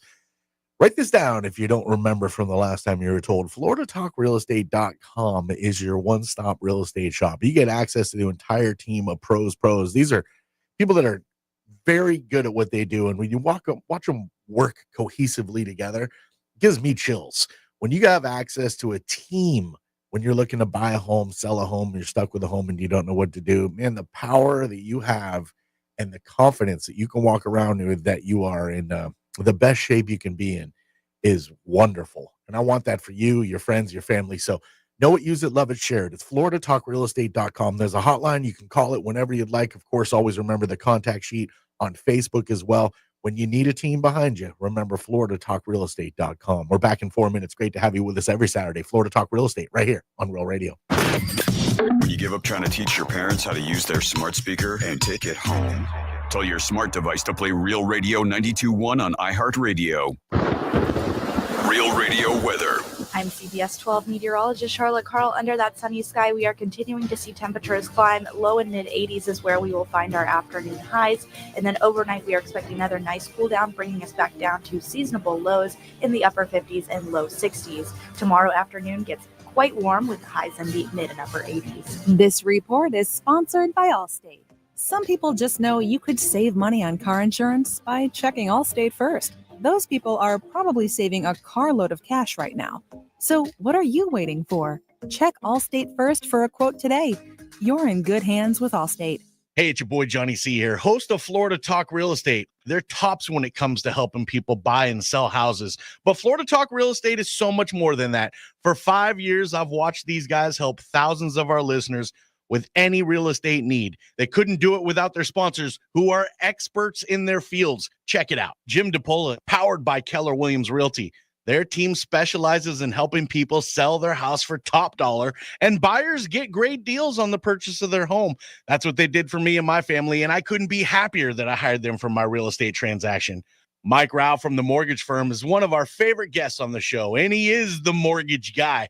Whether you're looking for a refi or a mortgage to purchase a new home, Mike Rauch will get you the answers you need. The mortgage firm is licensed to do loans in Florida, Alabama, Tennessee, and Georgia, and they have local offices that cover all of South Florida. So if you're thinking about a refi or a new mortgage, go to the mortgage guy, Mike Rauch, and find out what he can do for you. The Mortgage Firm, Inc., NMLS 189233, Florida license MLD 78, equal housing lender.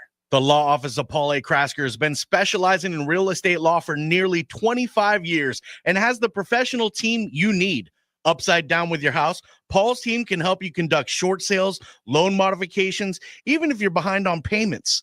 They also help you with foreclosure defense and bankruptcy. They can even help you get a student loan modification and repair your credit to get the score you need. Paul's full-service team has helped thousands of our listeners, and they can help you too. Trident Title LLC is the largest privately owned title company in Florida. When you need a title company to complete a refi, home purchase, or sale, Trident Title has got you covered. Not only do they offer competitive pricing, Trident Title has attorneys on staff to make sure if you have bumps in the road declaring title that you can get the job done.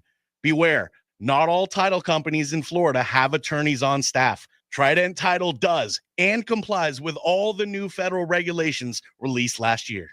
Ross Camaronets, owner of Brightway Insurance, has been helping our listeners get great rates on homeowners insurance plans. Haven't checked your homeowners insurance policy in a while? This is a great way to help reduce your monthly mortgage payment.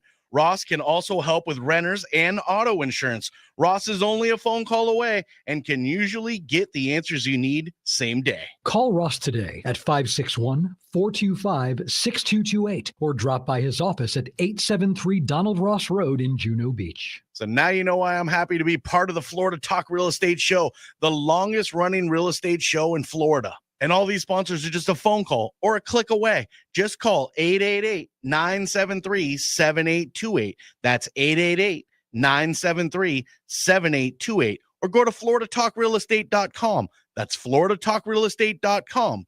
And don't forget to use the most accurate search engine to find your new home or ask for a free home valuation because FloridaTalkRealEstate.com has you covered. That's FloridaTalkRealEstate.com. From the Anajar and Levine Accident Attorney Studios. Have you been in an accident? Call Anajar and Levine Accident Attorneys at 1-800-747-FREE. That's 1-800-747-3733. Real Radio 92.1 is WZZR West Palm Beach, an iHeartRadio station. Make us the #1 preset on your car radio and on the free new and improved iHeartRadio app. Listen for all your music, radio, and podcasts. Free never sounded so good.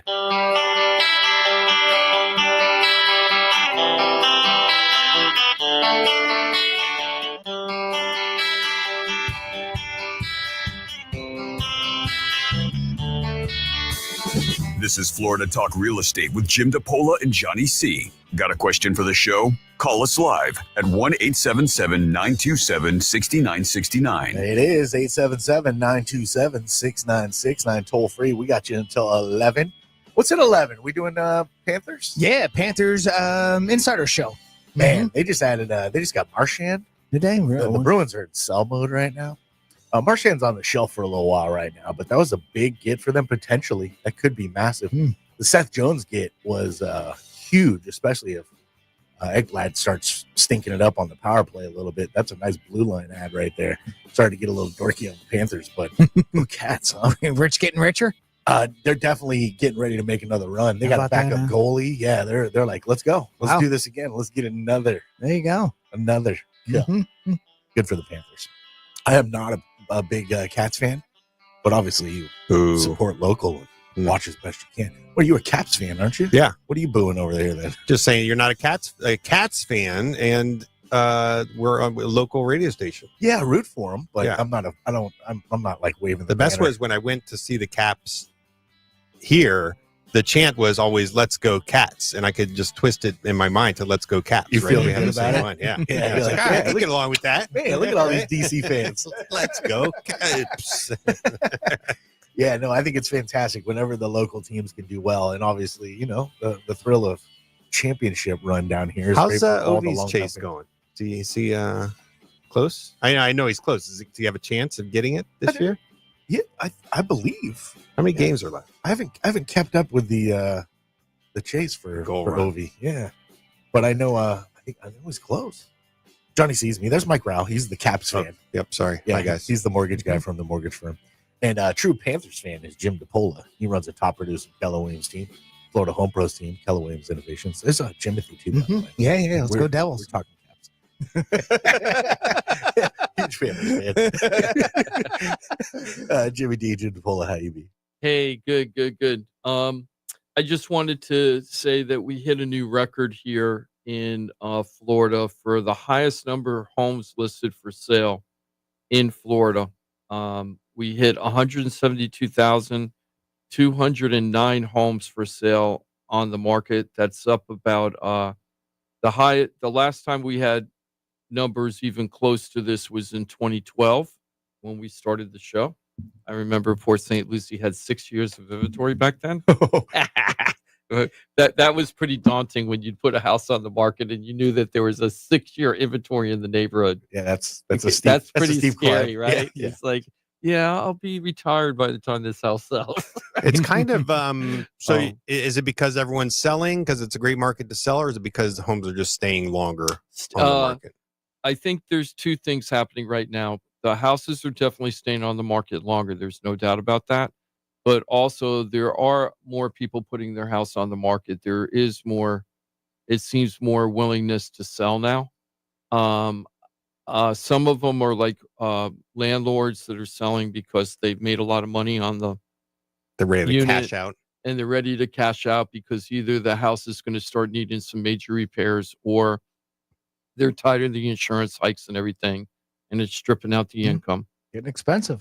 We're having people that are just leaving this area and they don't care like if it's a good time to buy or a bad time to, a good time to sell or a bad time to sell. What they want to do is get out of town. They want to move to either other parts of the state of Florida that are slower or a little less expensive, or they're moving out of the state completely. They're pulling the handles on the And ejection. Yeah. Rip order. Yeah. Yeah. And it's funny, it is kind of a tale of two cities on that market, because if another realtor was sitting there and saying, well, Florida, especially South Florida, is getting more and more millionaires from up north moving to Florida, that's true too, right? So you have these super wealthy moving down here, but you have more middle class people and people that are about to retire or are retired and can't feel like it's too scary down here financially. They're leaving. But let me tell you, in my opinion, there's way more people leaving because there's way more middle income people than millionaires moving into the state. So yeah, we're going I for think that we're anyway. like millionaires. Yeah, millionaires, Billionaires. slackers, those slackers. I think there's 50 billionaires on Palm Beach Island. Oh, 50? 50 Yeah. billionaires. Wow. $1 billion is a stupid amount of money. It's even hard to wrap your head around how much money that really is. Yeah. It is an absurd amount of obscene Yeah. amount of money. I 50 know. billionaires on Wow. the island. It's very crazy. So it's kind of interesting we're seeing this. Gary Keller from Keller Williams, the Keller and Keller Williams, Gary, the owner of the company, the founder, he just came out with his national address as to what's going to happen in the real estate market this year. State of the Union. State of kind the of Union thing. address of what's happening in real estate. And it's kind of interesting because, Gary runs now the number one brokerage in the country. There's about 190,000 Keller Williams agents in the country right now out of 1.55 million. So he's more than 10% of everybody that's out there, right? So Gary is saying that this year is going to be flat, if not negative. He thinks the year after this, 2026, is going to be much of the same. Nationally. Nationally, we're talking, not locally. Yeah. And he thinks that sales, our sales last year were the slowest in 9 years. And he thinks we're going to be kind of there. National still, right? National sales, because real estate is so it is local. It is local, but the trends, most of the stuff happening across the country, there aren't many. Everybody kind of is going through the same thing. You don't really have any real pockets that are just exploding right now while everybody else is slowing down. Little hidden gems, little honey holes. And I'm sure there are places there, but not big enough to be of any significance.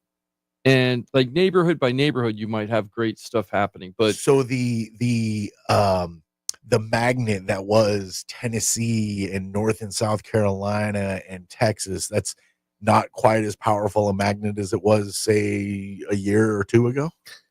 I don't know why it would have changed. I don't either. Texas is, from what I understand, like Florida, Texas has slowed down a lot, right? Florida and Texas slowed down a lot. Now, I still hear that Tennessee, because I talk to agents up there, because we're placing families with agents up in those areas. For example, Janet and Sean are moving from Port St. Lucie. I'm going to be helping sell their house later this month to Tennessee. And they're moving to Tennessee.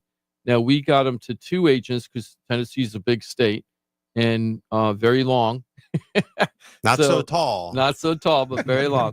So we had to decide, they had to decide what part of the state they were living in because they had never really been up there that much.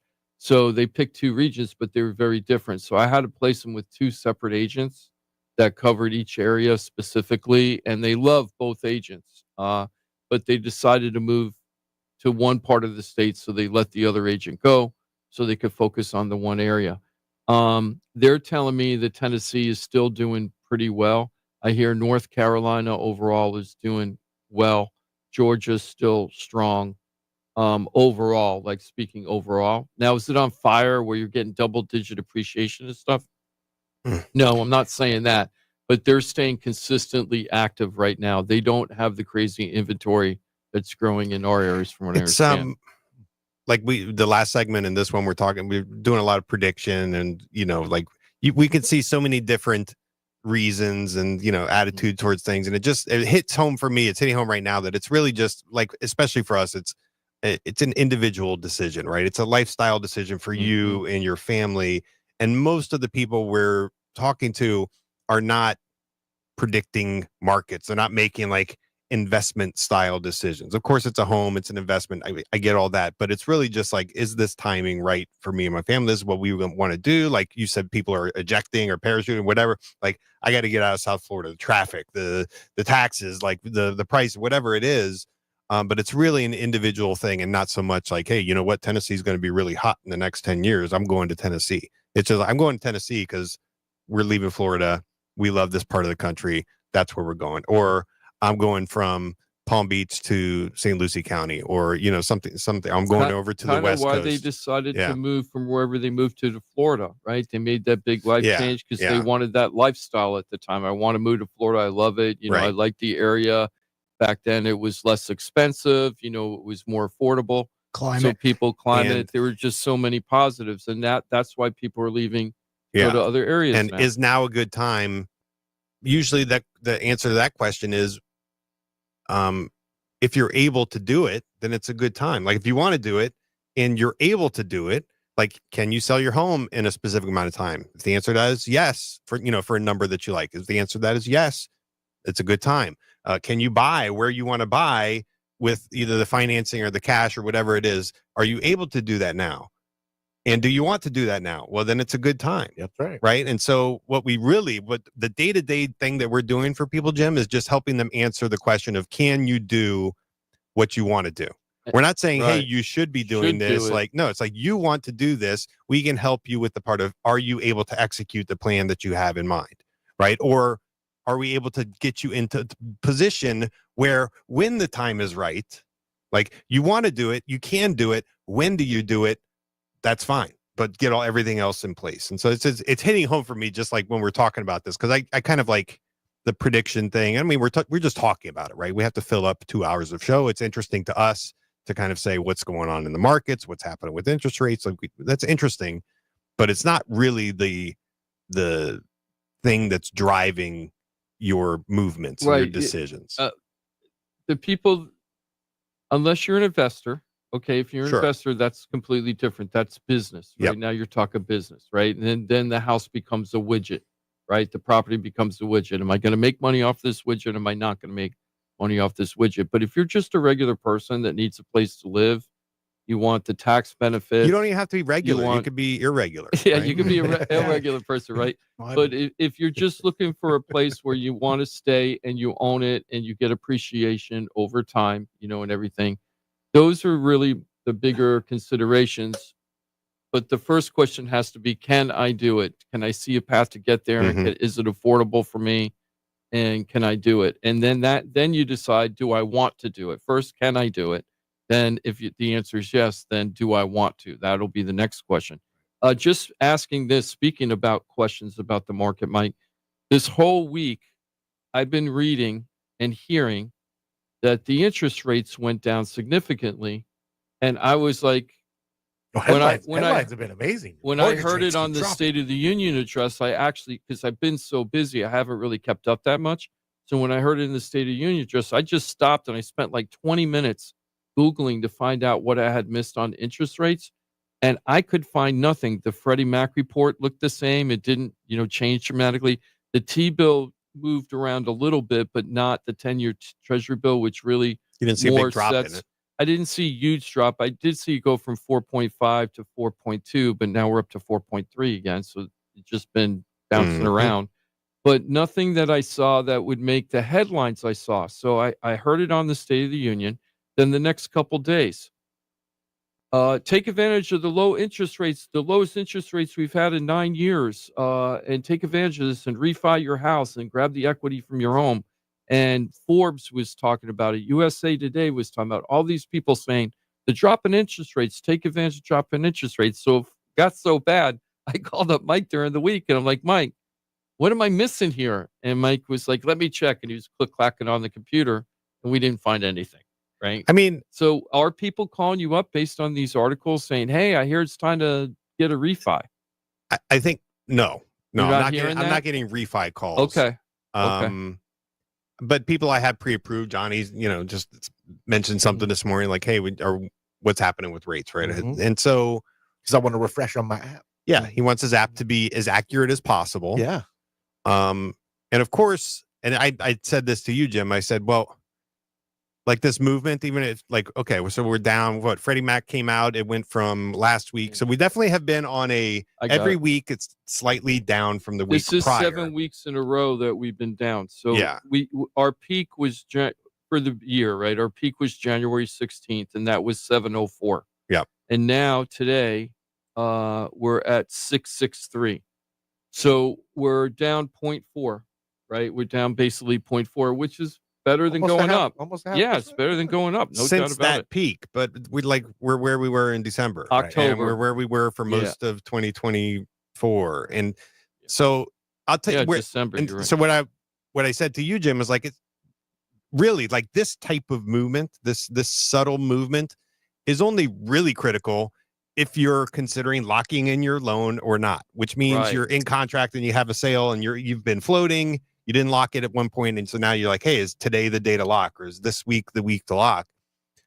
Other than that, you're just kind of like riding the market. It's like if they say rates are down this week compared to last, does that mean, okay, now I'm going to call Mike and do my pre-approval and I'm going to get out there shopping because the rates are down? And it's like, well, no, because it could be up next week. We could be right where we were 2 weeks ago. Yep. Right. And that's easy to, like, I wouldn't predict it with any certainty, but it's certainly possible, right? It's definitely possible that today's rate has no bearing on what your rate is going to be other than the general zone. We're in a general zone. Unless you're locking.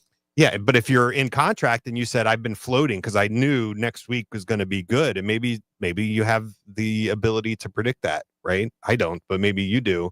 And you say, next week, Mike, but do we do it on Wednesday or Thursday? Okay, well, there's a big report coming out Wednesday, or hey, there's last week there was the presidential address, or here's a jobs report came out on Friday. Like, so if you're watching it that closely, but it only matters if you're ready to pull the trigger on a lock or not. Right. So no, there hasn't been any crazy movement that has refi people calling me, like, who were, maybe they locked in. Let's say your rate is 7%. Mm-hmm.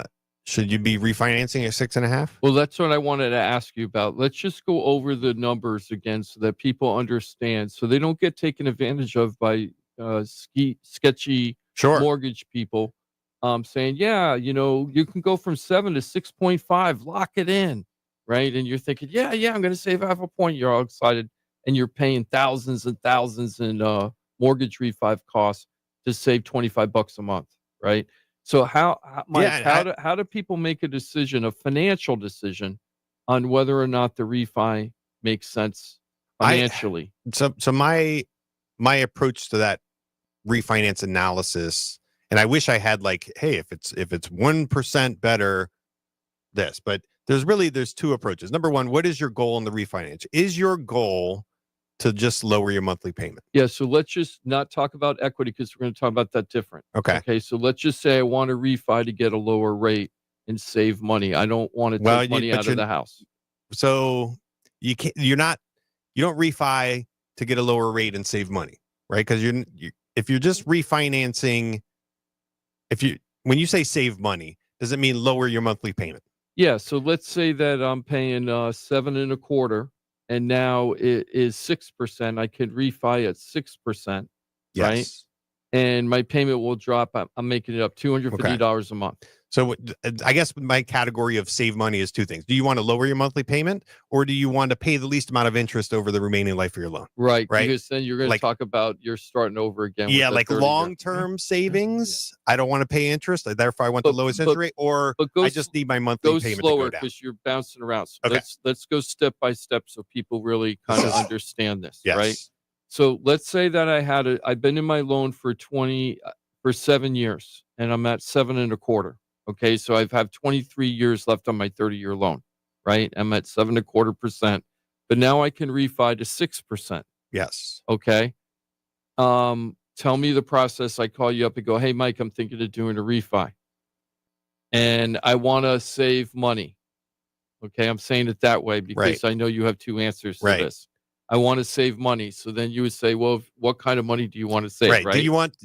Is your primary goal to lower your monthly payment? Like, is the budget tight and you need to get some space for other bills or whatever? You just need your mortgage payment to be as low as possible. Let's say my answer is, because there's two answers to that. The easy answer would be, yes, I just want to save money on my monthly mortgage payment. But what happens, my answer is, I want to get the best deal on my house and I want to save the most money possible. I could afford the payment I have now, but I just want to save the most money I can on my house. So if you want to save money over the long term, so when you refinance, typically you are you want the lowest interest rate possible. And I would say if your interest is saving money over the long term, you want to pay that loan off as quickly as possible. So your analysis should be something like, okay, I can afford this amount of money. If I apply that amount of money to my current loan, how quickly will I pay off my loan? How much interest am I going to pay over that period of time? Versus the refinance, what's that payment going to be? And if you pay that off over the term of the loan, right? So basically, let me back up. Continue to pay your current loan at whatever the mortgage payment is compared to the new refinance loan. How much money are you going to save scenario A to scenario B over the long term, right? Because starting a new 30-year loan when you have 23 years left, the gap on the interest rate has to be enough so that you're going to pay less interest on the 30-year loan than you would on the remaining 23 that year makes loan. sense. So That long-term part. analysis, Mhm. you need a big enough gap reduction in interest rate so that the new 30-year overall total payments, principal and interest, is less than the remaining on your current loan. So And you got to incorporate the cost of the loan too in that equation too. And typically you are increasing your principal balance because you're not going to come out of pocket for those costs. You're just going to roll it into the new loan. So you have loan A that has a principal balance of $300,000. You're going to pay that off over the next 23 years versus loan B, which has a principal balance of $310,000 that you're going to pay off over 30 years. So you really need a significant difference in interest rate in order to make that. So I would say 0.5 point, no. 1 point, no. 1.5, maybe. 2 points, you're entering that zone. So if your goal is to pay the least amount of interest over the life of the loan, you need a pretty big gap on your interest rate. If your goal is to simply reduce your payment, right? The budget is tight. I gotta maybe cancel mortgage insurance. I need my monthly payment to go down. Then it's less of a gap required on the interest rate because you're stretching your payment out over a new 30 years. So you get kind of a fresh start, a lower payment. So when we used to do the show with the old mortgage broker back in 2013, 2014, with Josh, right? So when we used to do that, what we used to always say was we had like this mathematical formula for refi because there were a lot of good moments back then to refi. But we also saw people getting ripped off a lot. So we were trying to explain mathematically how to make some quick decisions. So what we would do is let's say that it was costing you $6,000 to refi the house, but you were saving $100 a month on your mortgage payment, but it was costing you $6,000 to save that $100. Yeah. Right. Yeah. So we would say, so that means it would take you 5 years for you to break even on the refi from the savings you're getting for the cost to do the refi would take you 5 years. And we used to say that if it was like 24 months, maybe 36 months, that might be something you want to consider. But anything over that, probably don't want to do it. It's probably not enough of a savings. And I'm just using that. Is that formula? Were we off on that? No, that's part of the analysis. I use that a lot, that type of break-even math, when I'm considering, like, when you're just doing your regular loan, do you want to pay money to buy a lower interest rate? So discount points or pay points for your rate. That one is a pretty valid application of that analysis, right? Which is, okay, Johnny, give me $5,000 today. I'm going to give you, $100 a month back because by reducing your payment. So it's going to take you 50 months to do that. So then how long is this loan that we're talking about going to live? Is 50 months. You're going to be in this home and you're going to not refinance this loan again. You're basically going to have this loan longer than that break-even period. Then yeah, it was a good decision, right? Because you're in the red up to the break-even point, and then you're in the black. And then the longer the loan lives, more in the black. The more in the black you get, the better the decision it was. So I like that when you're talking about paying points about IRA. When it comes to refinancing, you can do that analysis and say, okay, well, we're going to tack on $10,000 of principal to your loan. It's going to cost you $10,000 to do this refinance, or $5,000, whatever it is. Right. And you can do the same thing, and your monthly payment is lowering by $100. So you can do that math, and I can probably make a convincing argument that, hey, look, this makes sense, right? We got a 24-month break even. Definitely you should be refinancing. But my brain doesn't allow that type of analysis as the deciding factor, right? So because I can really then say, but here's what you're paying over the 30 years versus your current loan, and here's where you really break even. And I'm telling you, if you refinance again, like you're digging your hole deeper. Because in that original math that we were talking about, we weren't considering how long you had the first loan. Yeah. Right. So if you only had the first loan for 2 years, it's probably a much better idea to do the refi than if you had the loan for 10 years already and you're going back into a 30-year loan.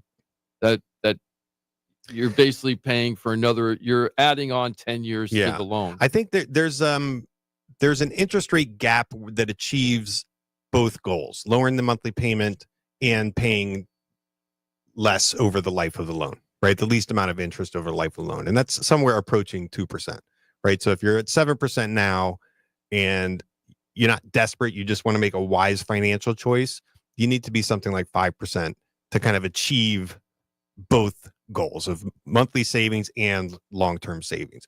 So I would say we're not there for most scenarios. But there are other scenarios, like people may forget about the financial analysis. I just have to get my monthly payment down, right? For whatever reason, just the budget is so tight, I have to get the payment down. Refinance is one way to do that because you're starting a new loan, new 30-year term.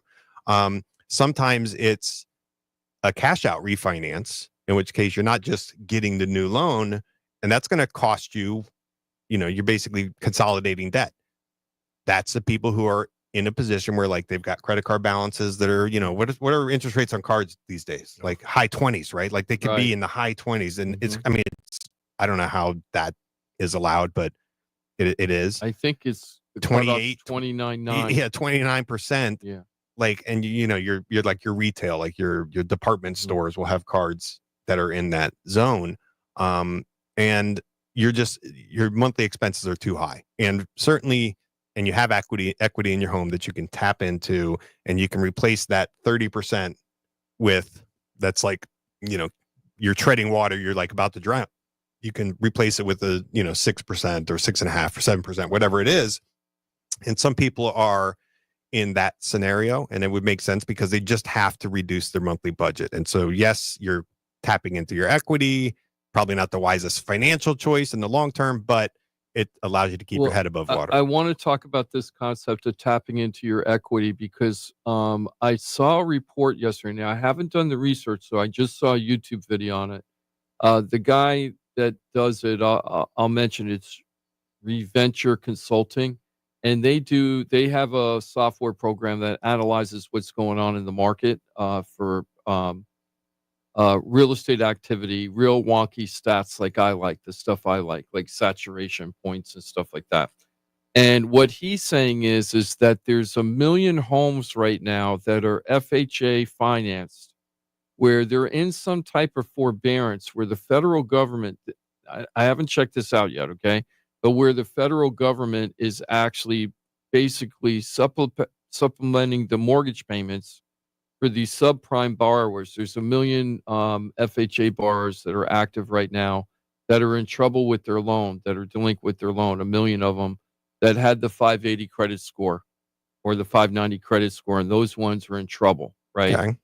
And they're saying that there's 400,000 of those homes that should be on the market right now. And I was a little surprised because 400,000, I know that our normal sales are about 6 million a year. Sales in the United States for housing is about 6 million transactions a year.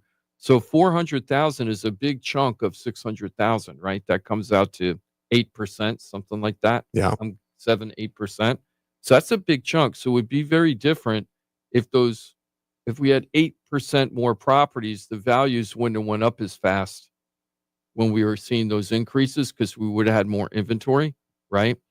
So he's saying that we're on the verge of having some type of financial meltdown in the mortgage stuff. I think that's a little out there. That part I think is a little too scary, clickbaity.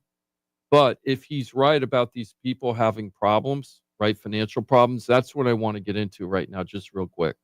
There's a lot of people out there that are having problems with their credit cards and starting to get overwhelmed and things like that. Yeah. And maybe you do have to tap into your house for equity. We're not a show that tells you, hey, you want to go on vacation? Go take the money out of your house. You want to buy a boat? Go take money out of your house. Like Countrywide did back in the day. Remember Countrywide? Oh, yeah. And tell you how to use your money in all these crazy ways from your house, right? But when you get into very lean times, sometimes that equity in the house that you built up over time, you do need to tap into it in order to just get you through the rough times. But here's the mistake, and this is the tip I want to leave with people today. Here's the big mistake that I get when I get these calls, right? Hey, Jim, I want to do a refi. I'm in trouble with my house. I got a call on this about 4 weeks ago. The lady called me. She hasn't really been making her payments. She's very behind on her payments. Her mortgage payments? Yeah, because what she did was she was paying the principal and interest, but not the escrow payment.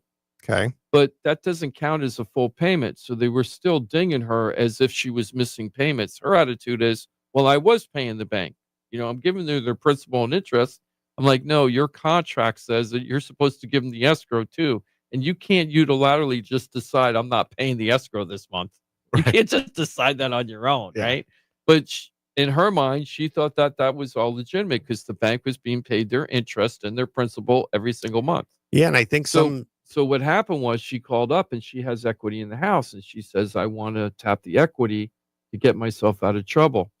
And of course, what we know is if you're 30 days late on a payment or longer, you can't get a refi, right? You just really can't get a refi at that point. You have to wait for 12. Yeah, there's a little bit of nuance. So it depends on whether it's like Fannie, Freddie, Okay. FHA, whatever. Okay. So there's a little bit. Let's just say this.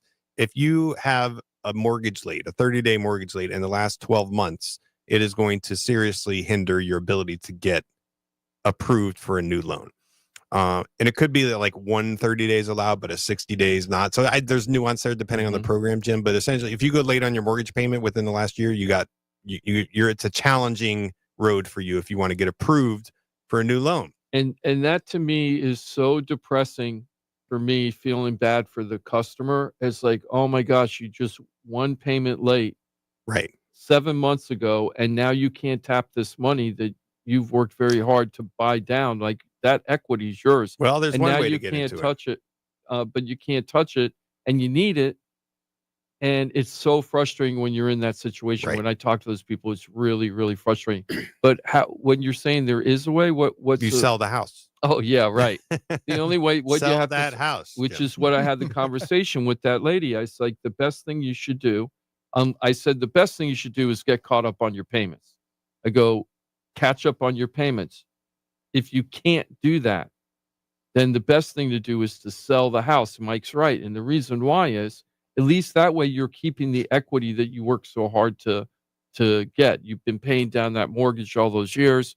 You're reducing your principal. The house was growing in value because you were making your payments on time and paying your taxes and your insurance. So you deserve to have that money. But when you become late, what happens is the banks start taking out all of these, what I call garbage fees, and they just start stripping your equity out more and more and more.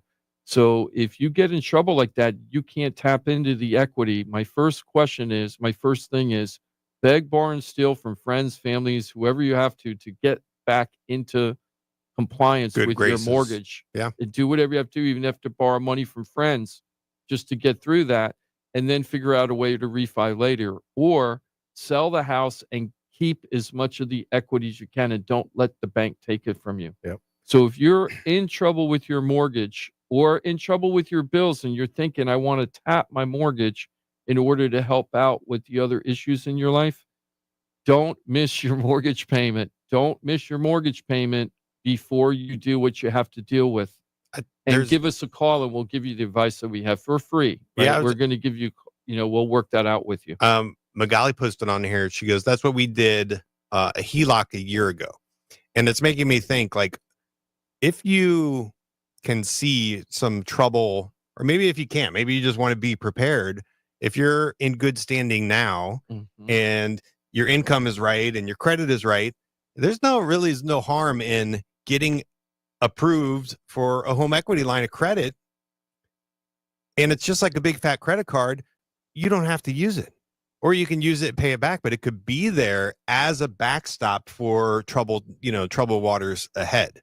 And so you can get out in front of that potentially and just have that there if you need it. Now, it's a safety net. If you're the type of person that likes to go to the Hard Rock, right? Or the dog track, like, you could get yourself in trouble. And maybe that boat that you had your eye on, maybe, oh, wow, I can't do this. So you kind of need to, like, know yourself a little bit. Yeah. But that could be something where if the things are right, but maybe you're in maybe you're a federal employee and you don't know if you're going to have a job in 6 months or not. Like, maybe it's time to at least have some sort of backup plan with access to money, access to your equity while you can get approved for it. So I'm happy to talk to people about that, even if it's like, hey, go to your credit union and get that set up. Yeah, and that'll be the answer a lot of times. Mike will say, hey, the best thing for you is a home equity line of credit. I'm not the best person to do that. You should go here, here, or here. And that's what's great about this team is that we're going to give you the advice you need, not what we want to do, what you need. If you've got Jimmy. $5,000 or $10,000 in credit card debt, can you use a HELOC to pay that off so that you can pay 5, 6, 7% interest on a HELOC versus 29% on a credit card? Yes. Yes.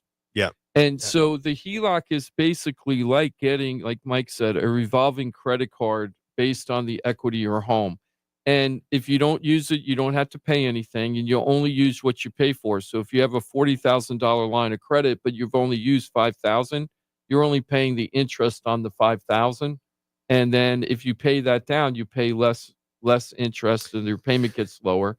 And if you pay it off completely, you're down to nothing again. You don't have to pay anything now. And a lot of times the home equity doesn't cost you any money to do. So as long if you can get approved for it, it's not a bad thing to set up. I just, I try to be cautious with this stuff, like financially responsible. So if you've built that type of credit card debt, is that because of spending habits, or is it because like maybe you just had some change in your life that you had to dip into something to pay the bills? So you kind of have to really analyze yourself a little bit, and because this will give you an opportunity, just like anytime you do a debt consolidation cash out, like nobody's forcing you to cut up those credit cards or cancel those cards, right? So you basically open up the opportunity to reestablish, dig yourself a little bit deeper in the debt thing. So you do have to, think about that. You got to be disciplined. Does it affect the outlook of debt to income, even though it's different?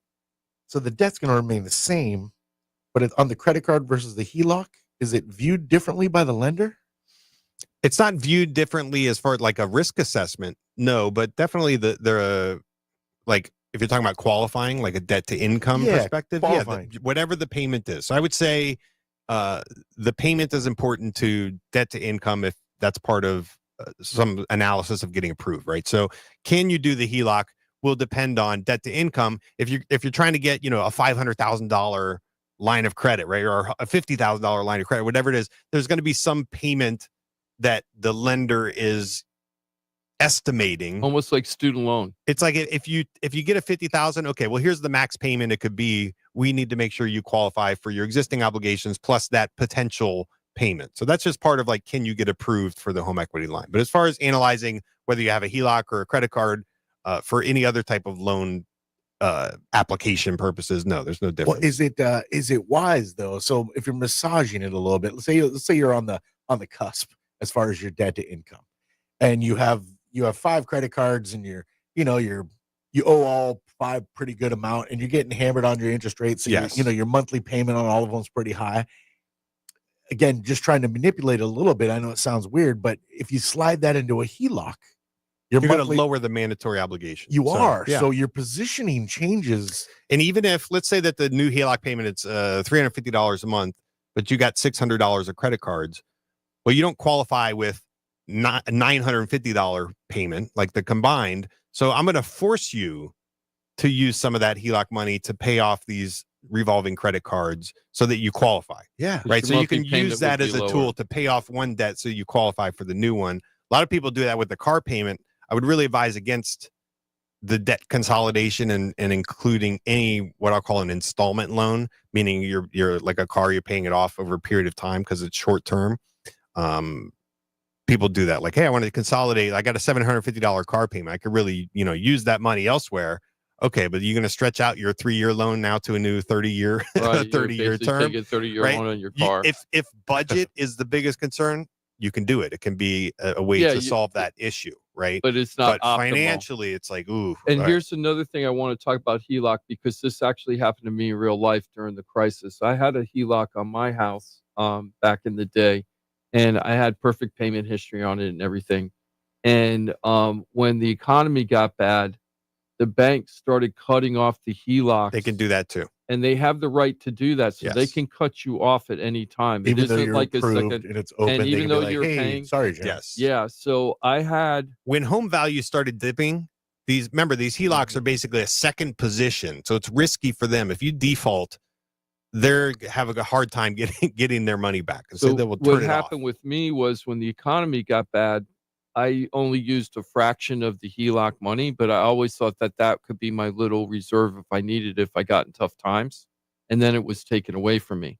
And then what happens is what was left, whatever balance I had left, it turned into a hard second mortgage, basically, where you couldn't do the revolving credit anymore. You owed whatever you owed at that point. It converts to a fully amortizing payment. And they do not give you any option. It's like, hey, this is what we're doing to you. And I called up. It's like, hey, what the heck's going on? They're like, sorry, we have the right to do this. We're doing it. Okay, so you gotta remember the HELOC. It isn't, even though you're getting the terms and everything when you're there, if things get really bad nationally or for a specific bank, they could take out these terms and change it. I can understand shutting off the spigot and being like, you don't have access to this anymore, but then changing the terms of how you pay it back like overnight kind of sucks. Yeah, and it's so if I don't want to advocate this as a roll all your debt into this new HELOC and max out the HELOC, and then but your payment's really low because it's in its open, it's in the draw phase, not the repayment phase,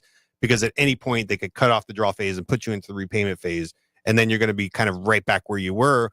And there was financial difficulty, which is why you kind of had to shift it to the HELOC in the first place. So it's easy to get out of control with it.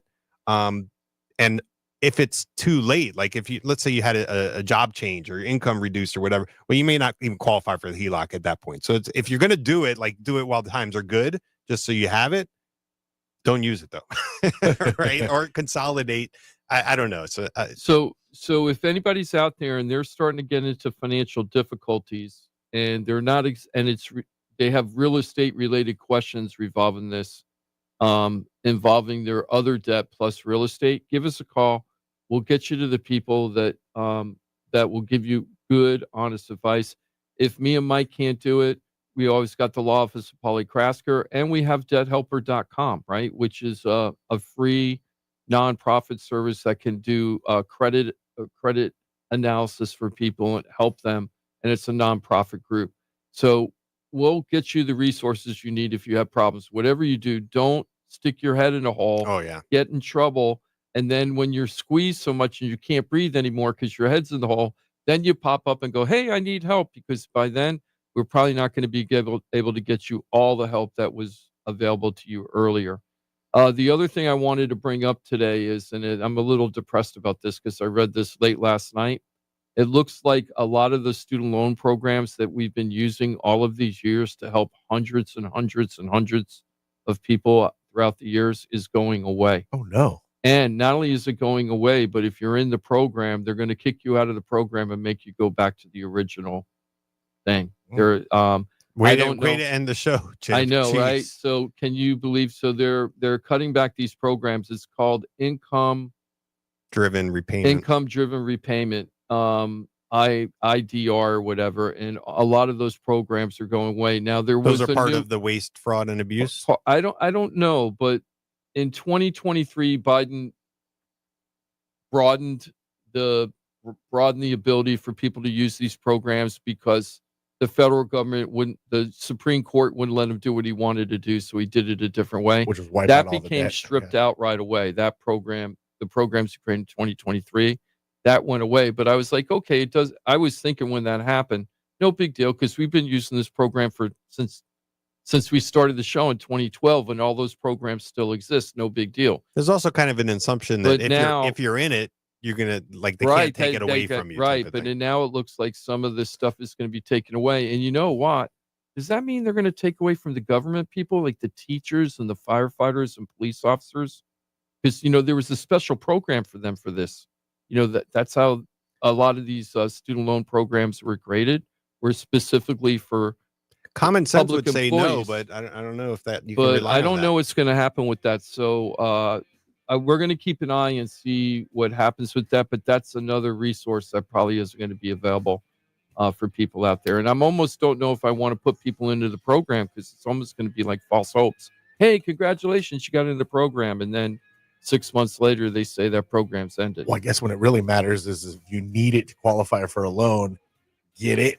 Qualify, and then, as Mike says, whatever happens after you're in the loan, you're on your own. Yeah. I mean, it doesn't hurt to get into it while it exists. But if it's going to be the difference maker. If you're like 13 years into your 20 year, and you can see that debt forgiveness at 7 years away, and then all of a sudden that's gone. brutal. That would be tough. Yeah, it's hopefully that's not the case. Jeez. Yeah, where are you reading this?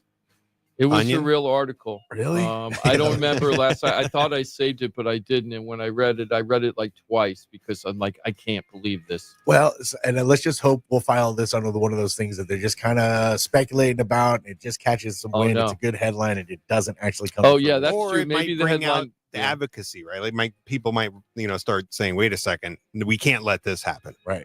In bulk, in mass. Thank you very much for being with us on a Saturday. Always remember, Florida Talk Real Estate is the .com, your one-stop real estate shop. You need pros when you are buying a home, selling a home, stuck with a home, you don't know what to do, dealing with things like refinancing, HELOCs. What do I do for my future financially for me and my family? You got to have professional guidance. And if you need somebody, I'm telling you, having a team of pros is what you really need. FloridaTalkRealEstate.com offers it. Know it, use it, love it, share it. Mike Rauch, the mortgage guy from the mortgage firm. Have a great weekend. You too. Thank